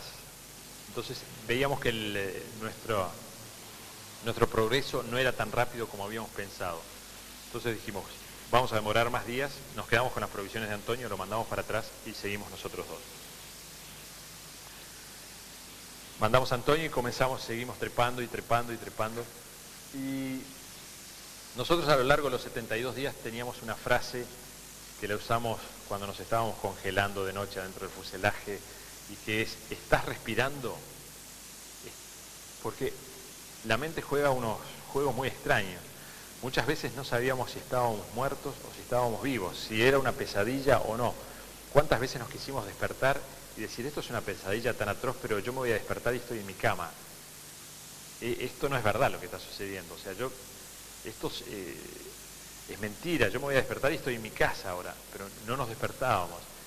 Y el frío era tan constante y era tan duro que la frase era, cuando alguien decía, no puedo más, me quiero morir, no quiero más, ya esto es suficiente, no aguanto más, quiero morirme, decíamos, ¿estás respirando? Sí, si estás respirando, estás vivo, seguir respirando un poco más, 1 minuto más, 2 minutos más. O sea, nuestro futuro no era una semana, era el siguiente minuto, los siguientes 5 minutos, los siguientes 10 minutos. Y en toda la trepada de esos 6.200 metros, millones, incontables veces nos preguntamos, ¿estás respirando? ¿Estás respirando? Entonces estás vivo, porque allí no hubo descanso, no hubo forma de que yo les pueda explicar el esfuerzo físico que tuvimos que hacer con Roberto. Empezamos a subir, a subir, a subir. Una vez que uno empieza a subir, cada vez las montañas se ponen más empinadas, más empinadas. Nosotros no teníamos equipo para subir. Íbamos subiendo, subiendo y no encontrábamos lugar donde parar porque no había lugar donde apoyarse. Hasta que seguimos subiendo día y noche hasta que encontramos un lugar en la segunda noche donde habría un espacio de 1 metro y allí nos pusimos dentro de esa bolsa de dormir, apoyados contra la pared y mirando hacia el valle y hacia abajo. Y fue la primera vez que pudimos descansar. Casi 24, 28 horas sin descansar habíamos estado hasta que pudimos encontrar ese borde. Y a lo largo de esa trepada siempre nos decíamos, ¿estás respirando? Roberto me decía, no puedo más. ¿Estás respirando? Sí, seguí, seguí. Y nos habíamos atado, teníamos una cuerda larga hecha con cinturones de seguridad y nos habíamos atado unos a otros, que después nos desatamos porque dijimos, se atan los alpinistas que están clavados a la montaña y van, si me caigo yo te llevo, si te caes vos me llevas, o sea que vamos desatados. Y seguimos subiendo hasta que descansamos allí y me acuerdo que Roberto me dice, ¿te imaginas cómo disfrutaríamos esto? Porque el paisaje se estaba poniendo el sol, eran colores púrpuras, naranjas de las montañas, con la nieve y las rocas, si no nos estuviéramos muriendo. ¿Te imaginas cómo disfrutaríamos esto, no? Y me acuerdo que estábamos agarrados de la mano, y para darles una idea de la temperatura que hacía allí, nosotros llevábamos la botella llena de nieve para que se derritiera y poder tomar agua. Esa noche dentro de la bolsa la botella explotó, o sea, se congeló dentro de la bolsa, o sea que por lo menos dentro de la bolsa hacía -5, -8, -10, para que se pudiera hacer hielo y congelarse y partirse. Al otro día la tuvimos que tirar. Amanece el otro día y seguimos subiendo hasta que encontramos una pared de hielo, y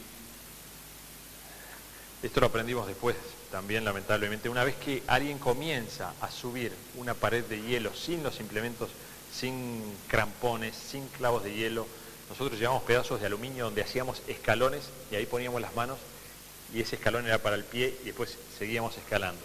Una vez que empezamos a subir esa pared de hielo que nos parecía de 20 metros, porque no sé si ustedes han hecho alpinismo alguna vez, cuando hay muchas falsas cumbres, uno ve el ángulo y parece que allí está el tope de la montaña. Entonces le dije a Roberto, mira, son 20 metros y ya llegamos arriba. Una vez que uno empieza a subir paredes de hielo, no puede volver hacia atrás sin las herramientas y sin las cuerdas necesarias. O sea, no puede bajar esa pendiente absoluta sin tener el equipo necesario para subir o para bajar. La única forma era seguir subiendo. Y seguimos subiendo, subiendo, subiendo. Y estuvimos 18 horas en esa pared de hielo, con el pecho apoyando la pared de hielo. Y allí sí que dijimos 3 millones de veces, estás respirando, seguí. Porque yo le decía a Roberto, no puedo más, no tengo más fuerzas, quiero dejarme, no quiero seguir en esto. O sea, ya no soporto más, no puedo más. Y él me decía, estás respirando, podés seguir, hacé 2 escalones más. Y después él me decía, Nando, no puedo más, quiero dejarme caer. Me decía, estamos muy altos. ¿Cómo sabés que estamos muy altos? Y él me dice, mirá, y todas las nubes estaban debajo nuestro. O sea, yo decía, ¿qué estoy haciendo acá con 20 años en una pared de hielo, en el medio de la cordillera de los Andes, con las nubes abajo mío? ¿Qué hice yo en mi vida para estar acá? Y bueno, seguí respirando, estás respirando, seguí. Bueno, estuvimos 18 horas en esa pared de hielo, sin guantes, no teníamos guantes, con las manos congeladas. La única forma, cuando ya no aguantábamos más las manos, era ponerlas acá debajo de los brazos, ahí hasta que agarraran un poquito de temperatura y después seguíamos. Y también teniendo cuidado de no separarnos mucho de la pared, porque la caída es absoluta. No tocamos nada hasta 500 o 600 metros debajo. Finalmente, después de 18 horas, yo llego a la cima de esta montaña. Y la cima de una montaña tiene 2 o 3 metros, no tiene más. Arriba es muy angosta. Y llego a esa montaña arriba y nosotros esperábamos ver verde. Y Roberto me decía, yo le digo, llegué a Roberto y me dice, ves verde, era su palabra, era su grito, ves verde. Y yo lo único que podía ver absolutamente eran picos y picos y picos nevados hasta el horizonte, picos nevados, absolutamente nada verde, nada. Me decía, ves verde, Nando, ves verde. Yo decía, no, pero no es tan, yo no sabía qué decirle, porque en ese momento sí nos dimos cuenta, en ese momento yo me di cuenta que estábamos terminados. O sea, era absolutamente imposible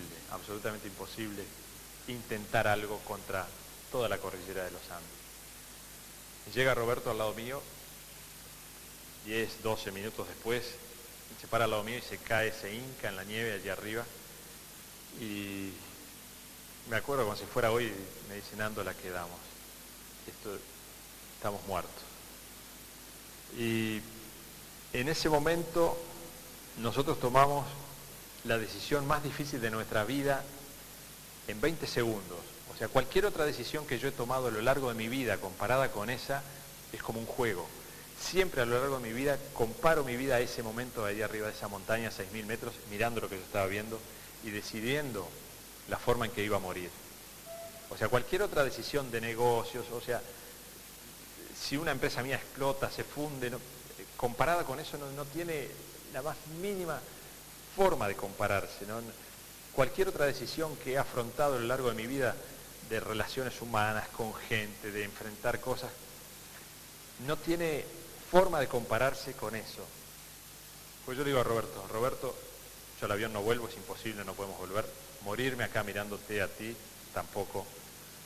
Vamos a morirnos contra los Andes, vamos a morirnos caminando, luchando, ¿sabes para qué? Para que cuando nos moramos, cuando estemos muertos, no nos demos cuenta ¿Viste? Luchar hasta las últimas consecuencias, hasta el último aliento de vida que tengamos en nuestro... Y ahí nos vamos a morir y no nos vamos a dar cuenta. Pero la forma de hacerlo es luchar contra esto. Y esto eran miles y miles de picos blancos, blancos, blancos, blancos que se veían hasta el horizonte. La única forma es luchar contra esto. Y Roberto me dice, vos sos mi amigo, ya hasta acá llegamos juntos, vamos a morir juntos. Y en 20 segundos empezamos a bajar el otro lado de la montaña. Que por suerte el sol da más horas en el día, había más rocas que hielo, pudimos bajar de una forma absolutamente suicida, pero bajamos. Ya no nos importaba, ya no había, si nos moríamos bajando esa montaña, estaba escrito que iba a ser así. O sea, tomamos riesgos absolutamente impensables porque no había forma, nos estábamos muriendo y a lo mejor inconscientemente esos riesgos que tomamos nos acercaban más a una definición rápida. Teníamos también la carga en nuestras espaldas de nuestros amigos que cuando salimos a las 6 de la mañana ese día nos abrazaron y nos dijeron, sabemos que van a llegar. Y no tenían ni idea ellos, yo siempre pienso, no tienen ni idea el miedo que tengo yo, que tenemos para enfrentar esto desconocido y ustedes nos ponen sus vidas en nuestras manos y no tienen ni idea de lo que vamos a enfrentar nosotros. Y ese peso, sabiendo que ellos estaban sentados esperando, también nos dio un poco más de energía. Y aquí quiero volver un poquito hacia atrás. ¿Y por qué la familia tiene tanto que ver con esto? Muchos de ustedes deben tener chicos, hijos también. Y una cosa que me dijo mi padre cuando yo tenía 6, 7 años, siempre quedó en mi mente, siempre, siempre, siempre. Y él me contaba, él había sido campeón sudamericano de remo aquí en el Tigre, en el Delta del Tigre había ganado el campeonato sudamericano de remo en el año 43, 44 por allí. Y me dijo, mira, yo gané esa carrera en los últimos 10 metros, no podía más, me explotaba. Yo le decía, contame ese cuento cuando me acostaba de noche, contame ese cuento que me gusta, el de la carrera. Y me quedó grabado.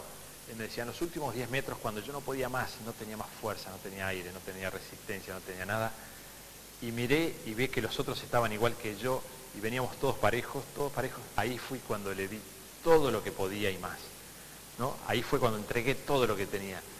Y a lo largo de esta expedición de 11 días, donde caminamos 160 kilómetros, no hubo descanso, solamente la fatiga que nos tiraba cuando no podíamos más, caminábamos 15, 16, 17 horas sin parar. Yo siempre pensaba, ahora que no puedo más, es cuando tengo que empujar más. Y ahí empujaba más. Si mi padre pudo, yo pudo. Y voy a volver a ver a mi padre, voy a volver. Y seguía caminando, no podía más y seguía. Cuando no podía más, ahí es cuando realmente daba lo que no tenía. Y para darles una idea de lo que uno consume en este tipo de expediciones, nosotros volvimos ahora en diciembre, invitados por el gobierno de Chile, a poner una cruz de acero inoxidable en el lugar del accidente, conmemorando los 25 años del accidente y en honor a todos nuestros amigos y familiares que están allí. Hicimos una expedición con Rodrigo Jordán, que fue quien subió al Everest, y él me dice, Nando, mira, después de hacer esto y ver lo que hicieron ustedes, es absolutamente inhumano. Cuando nosotros atentamos las altas cumbres, somos atletas de élite, nosotros consumimos 10, 12 mil calorías por día intentando eso. Nos entrenamos aún dentro de las carpas para no perder tonicidad muscular.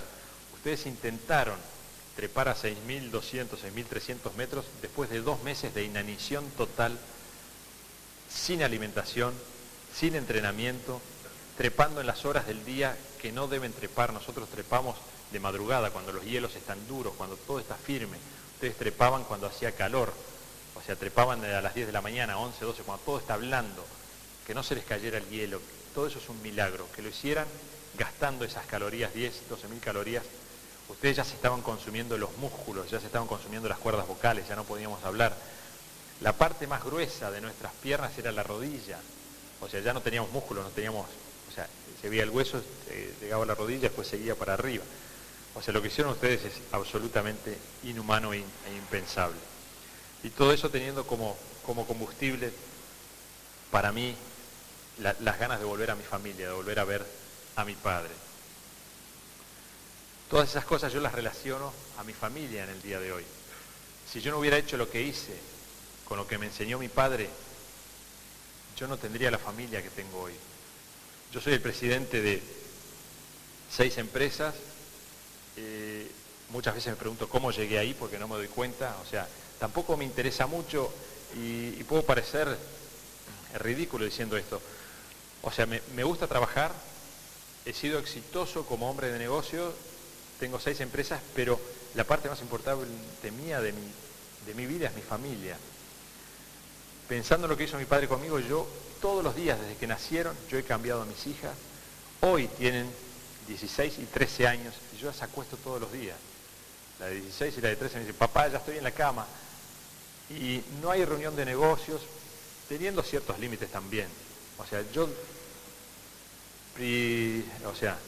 le doy prioridad a la familia sobre los negocios. Y eso no quita que no haya sido exitoso como hombre de negocios. A pesar de que muchas veces, como recién decía amigo, ¿cómo llegué hasta acá yo? Creo que la tenacidad es muy importante, el sudor, la transpiración, la vehemencia, el trabajo en equipo. El entusiasmo también, a mí me gusta trabajar, me siento bien, es parte de mi vida, yo creo que la gente tiene que trabajar. El trabajo en equipo me encanta, he desarrollado buenos equipos, tengo buena relación con mis empleados, con la gente que trabaja conmigo y estoy muy contento de haber relacionado lo que yo aprendí allí con sufrimiento, muchas veces, a mi vida real hoy en día. Pero les quería decir que la familia para mí es tremendamente importante. Mis hijas no respirarían, no existirían, no tendrían la oportunidad de sufrir, de ver, de perder exámenes, de hacer cosas si yo no hubiera hecho todo lo que hice durante esos 72 días. Pero no hemos llegado al final todavía porque Roberto y yo seguimos caminando, y esto lo aprendimos después hablando con un explorador antártico, Sir Ranulph Fiennes, que atravesó la Antártida caminando y llegó al Polo Norte también caminando. Cuando uno está en ese tipo de situaciones se autohipnotiza sin saber. Nosotros rezábamos permanentemente, cada paso era una palabra de una oración, de una Ave María, de un Padre Nuestro, íbamos rezando y con una especie de mantra nos autohipnotizábamos para no darnos cuenta de todo lo que faltaba y como no teníamos fin, no sabíamos lo que faltaba. Sir Ranulph Fiennes se dice que él se autohipnotiza con mantras para no pensar que todavía faltan 1000 kilómetros en la Antártida. Entonces, él decía, ustedes hicieron algo así, nosotros no nos dábamos cuenta, pero íbamos rezando y rezando y rezando, pasando el tiempo y las cascadas y los ríos y los valles y todo eso. Para mí es como una imagen de una oración, siempre rezando hora tras hora, hora tras hora, hora tras hora. A lo largo de estos 11 días, por supuesto ya estábamos en las últimas. En el último día, Roberto, en el 10º día, realmente se cae. Un tipo, yo les dije más que mi hermano, que si yo estoy en una situación difícil, a mí denme a Roberto porque no hay otro como él. Lo que hemos pasado hoy en día, salvarse la vida uno a otro es muy difícil, salvársela 1000 veces también es más difícil. Tenemos un lazo que es más que de hermandad, pero él ya no podía más. No por su mente, sino por su cuerpo. Su cuerpo ya no tenía energía. Él ya no podía hablar, había perdido la capacidad de hablar. Ya no tenía músculos, no podía caminar. Y ya hacía 11 días que estábamos caminando. Yo lo cargué el último día sobre los hombros, apoyado en mí. Y por el último... Y nosotros llegamos... Veníamos por un valle, por un sendero, caminando. Acá es un valle, una montaña, aquí hay un río, aquí hay otra ladera de una montaña. Un valle de unos 500 metros más o menos de amplitud. Veníamos caminando el último día y yo lo apoyo a él. Todavía estamos lejos de la civilización, no hay nada, no hay sendero, no hay absolutamente nada. Sí, ya habíamos dejado la nieve hace 2 días, veníamos caminando por piedra. Y en la forma que yo lo siento a Roberto ese día, el último día, calculen lo que es un milagro, lo que es la suerte también. La forma en que yo lo siento contra una roca, que la roca tenía más temperatura, el sol le había dado más, y digo, lo apoyo a Roberto acá, que le dé calor la roca un poco, y yo lo apoyo a él, lo siento contra la roca, mirando hacia el norte. Nosotros íbamos caminando por el valle hacia allá, hacia el oeste, ¿no? O sea, el norte está allá, el sur, el este, veníamos del este, y el oeste está hacia allá. Yo siento a él mirando hacia el oeste, hacia el norte. Y yo me siento ahí al lado de él, decidiendo qué hago. Lo dejo a Roberto acá y sigo, me quedo con él. Una decisión que por suerte nunca tuve que llegar a tomar, porque hasta ese momento estábamos muertos, no tenemos posibilidad, no sabemos dónde estamos, no sabemos si nos falta 10 días o un mes para llegar a la civilización. Eso es lo que hay que, por eso les pido que se pongan en mi mente que no sabíamos dónde estábamos. En ese momento él levanta la mano, así, y dice, veo un hombre a caballo. Hacía 5 horas que no hablaba y de repente habla. Veo un hombre a caballo. Y levanta el brazo y indica hacia allá. Y del otro lado de la ladera de la montaña, en un pequeño senderito, iban 3 hombres a caballo. Caminando despacito, iban bajando la montaña. Este era Sergio Catalán, un arriero que era el primer día en la temporada que él estaba subiendo hasta la alta montaña a ver si había pasto para su ganado. Era el primer día en diciembre que él estaba subiendo hasta esa altura. O sea que si él hubiera subido 2 días después, nosotros nos hubiéramos muerto y no lo hubiéramos encontrado nunca. O sea, cómo las casualidades de suerte juegan un papel muy importante siempre en la vida. Roberto tenía mejor vista que yo, de repente lo veo porque las montañas allí son marrones, negras, oscuras, y ellos también vienen vestidos de caballo marrón. O sea, veo el movimiento a unos 500 metros, y ahí le empezamos a gritar y a gritar y a gritar y a gritar. Y él para su caballo y nos mira. Hablando con él tiempo después nos decía, no podía entender él qué hacían 2 personas a esa altura de la montaña, a esa altura de diciembre, qué hacían 2 personas a pie en ese valle. O sea, no le entraba en la cabeza.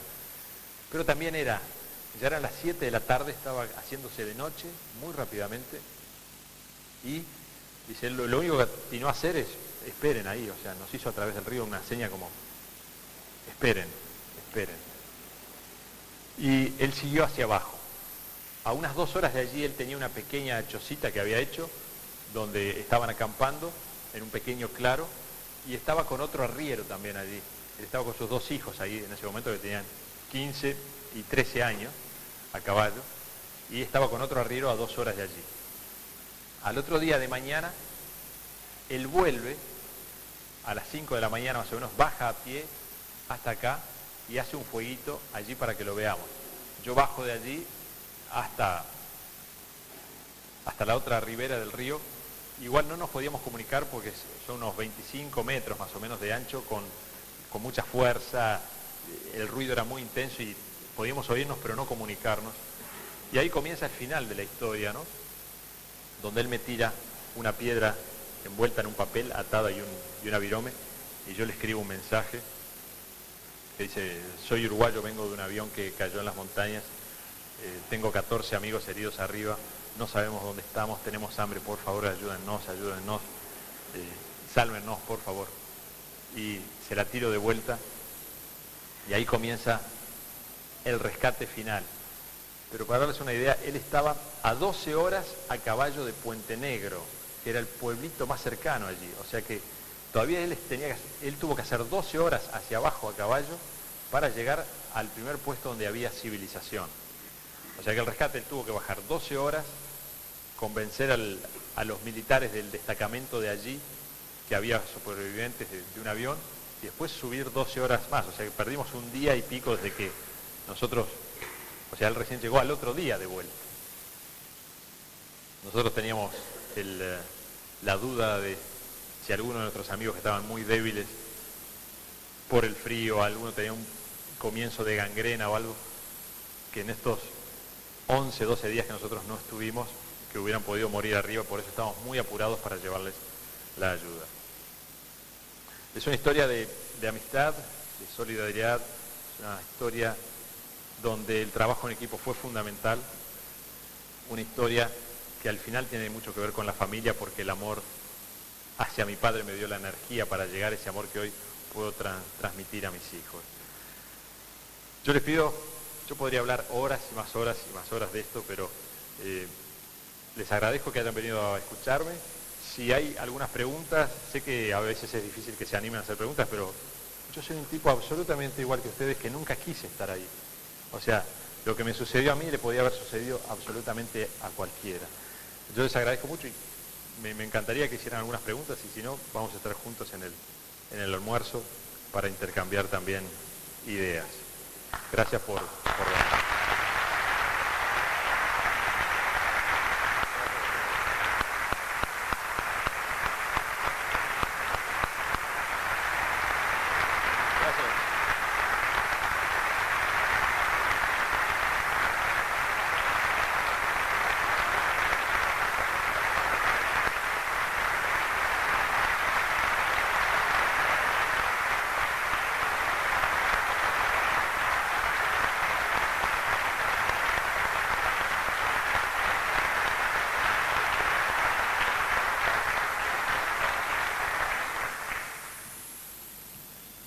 Creo que hay muchos temas que tampoco he tenido tiempo de tocarlos.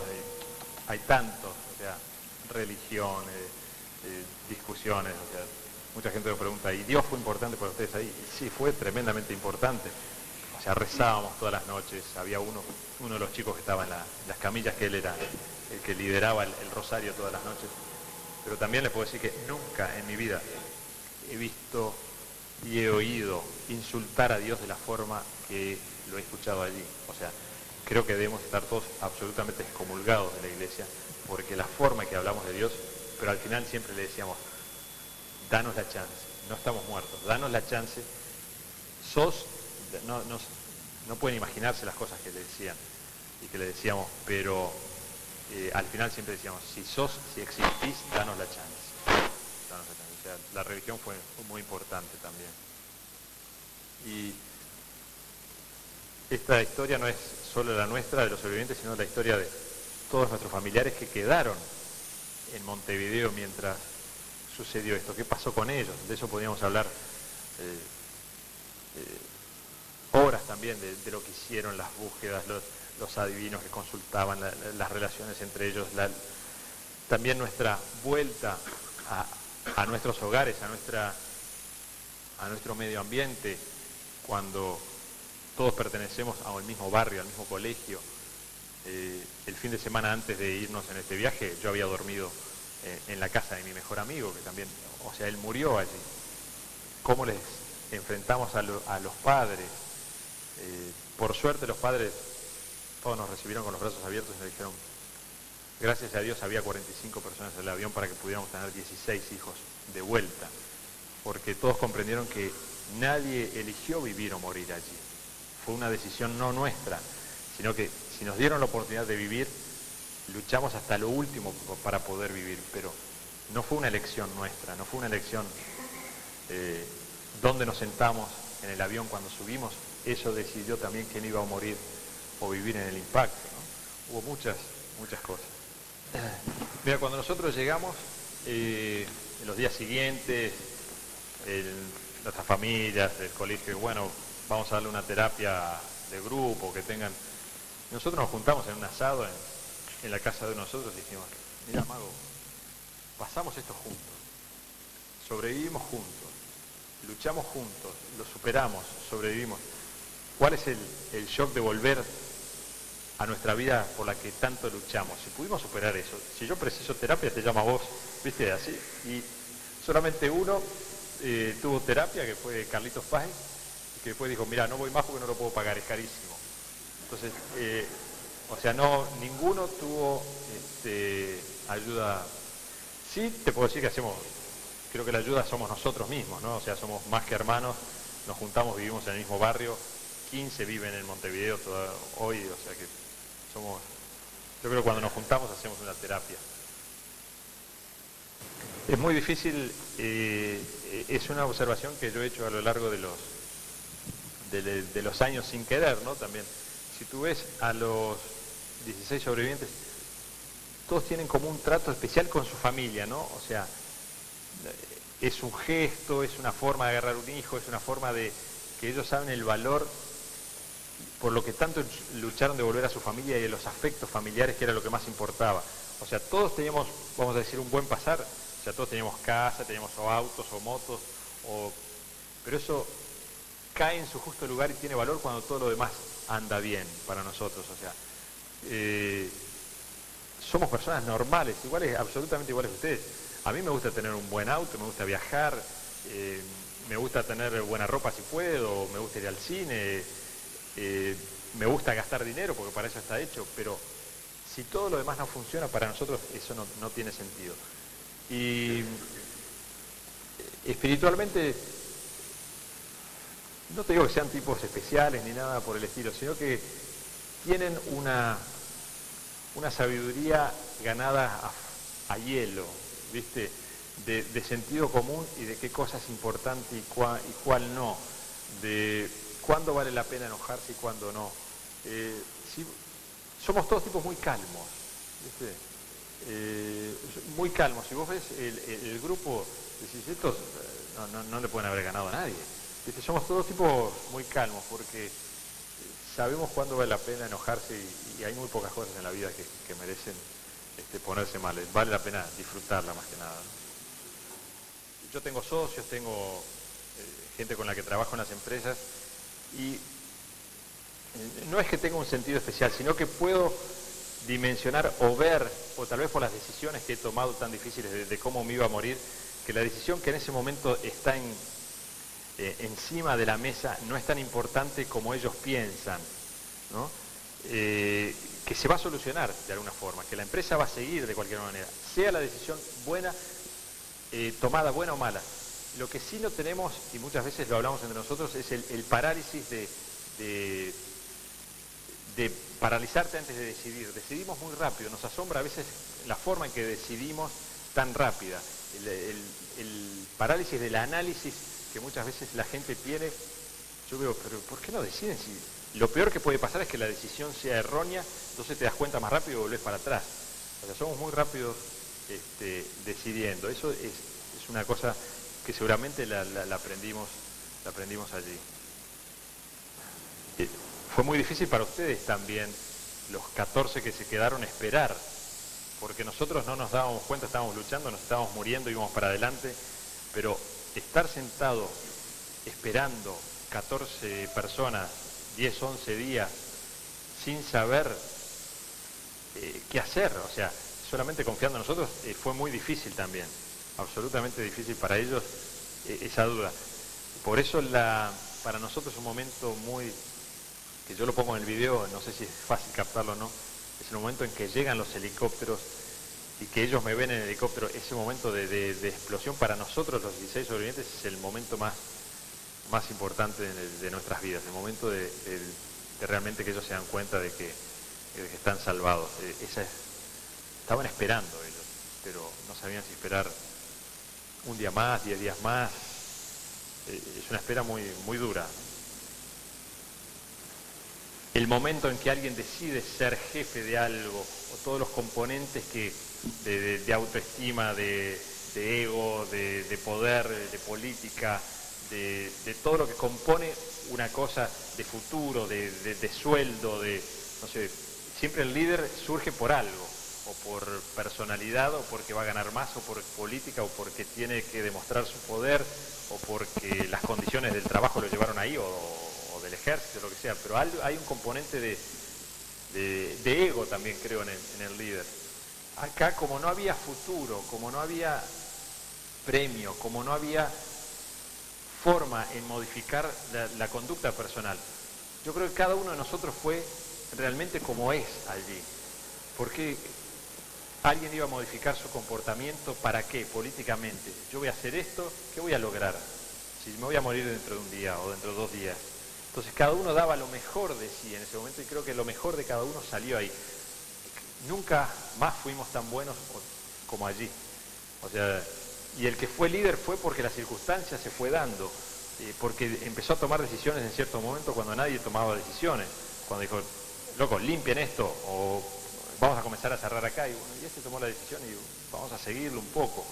Pero él no actuaba pensando en que iba a lograr algo a cambio de ese poder, porque no había nada que lograr. Si lo único que esperábamos hasta el último minuto era la muerte. ¿Cómo nadie sabía que se iba a escribir un libro de esto? Si no había futuro, no había nada. O sea, el líder que iba surgiendo fue absolutamente por el desenvolvimiento de las cosas. no sé si es claro, o sea, nadie dijo en ningún momento, yo quiero ser líder. O sea, ¿quién iba a querer ser líder de ese...? Cuando nosotros volvíamos de la cola en uno de esos viajes, y yo vi, cuando uno está en ese grupo se acostumbra a verse. Cuando estuvimos 2 días fuera de ese grupo y vuelvo, y veo lo que eran las caras, lo que eran los harapos, la mugre, la pinta, lo demacrado, eran cadáveres moviéndose. Me choqué, digo, si yo estoy como estos, realmente esto es el fin, acá no hay. ¿Quién iba a querer ser el líder de ese grupo de cadáveres? Nadie. O sea, el líder iba surgiendo por las circunstancias.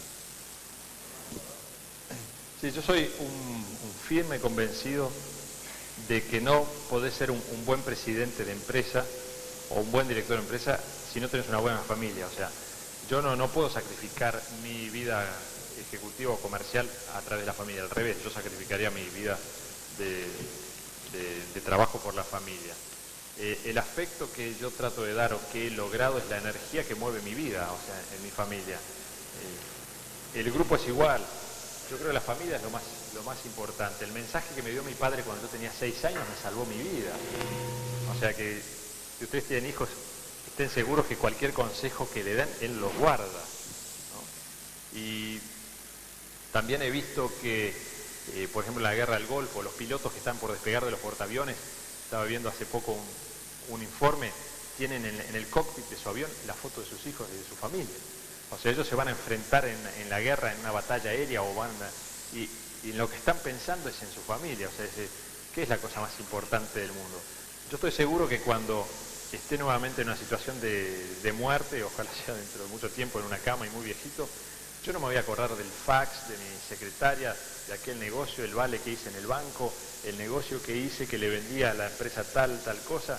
Yo no me voy a acordar de eso, no me voy a acordar del viaje que hice en el aeropuerto. Todo es parte de la vida, hace un globo total en mi vida, los negocios, los trabajos, todo. Mi familia me da energía para hacer mi trabajo muy bien, para luchar por ellos, para darles educación, comodidad, lo que sea, pero no es el 100% trabajo en mi vida. O sea, yo he probado que con el afecto de mi familia he sido un buen ejecutivo, pero tal vez sería un buen ejecutivo, un buen hombre de empresa, pero tendría una familia desastrosa. Entonces, ¿cuál es el éxito como hombre? Para mí es más importante ser un ser humano bueno, que mis hijos me adoren, me quieran, que tener más plata en el banco.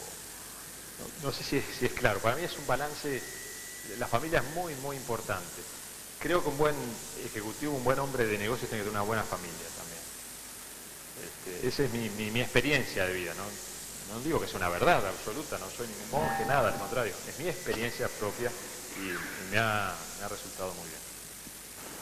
Hoy en día el tema de los trasplantes y donar los órganos es mucho más común que en la época que nos pasó a nosotros. Nadie jamás, en ningún lugar, jamás nos dijo a nosotros lo que ustedes hicieron está mal, al contrario. Alguna prensa amarilla, por supuesto, se nutre de titulares que les sirve para vender más, pero jamás nadie vino, ni una persona nos dijo, ustedes lo que hicieron está mal. Al contrario, como católicos, pienso que el deber nuestro era sobrevivir y no suicidarnos. O sea, era el deber utilizar el cuerpo de nuestros amigos para seguir viviendo. O sea, no hacerlo hubiera significado suicidarnos, que si vamos al aspecto religioso es peor. Yo era un tipo más práctico, tal vez copiando un poco a mi padre, que fue una persona que nunca fue hasta segundo año de escuela, nunca tuvo una educación avanzada, pero sí es una persona que tiene un sentido común absolutamente increíble, y para mí significaba, o sea, vivir, era alimento. O sea, yo no lo comparaba a nada espiritual ni a una comunión, pero a otros les ayudó. Yo creo que hoy en día es mucho más atendible y espero que nadie lo tenga que hacer jamás, porque es romper un tabú, pero el 100% de las personas que estuvo allí lo hizo. Yo estoy seguro, habiendo tenido la experiencia, que el 100% de ustedes en una situación similar lo haría también. Para nosotros la solidaridad, la amistad allí era de una profundidad tan grande. O sea, nosotros éramos todos hombres, pero dormíamos ahí abrazados y agarrados de la mano, y para nosotros hacer ese pacto de, mira, si yo me muero, por favor, utilícenme porque quiero servir para algo, que mi vida, que yo haya vivido, nacido en este universo, sirva para algo, aunque sea para darle vida a un amigo, ¿no? Para nosotros eso nos hizo sentir muy bien.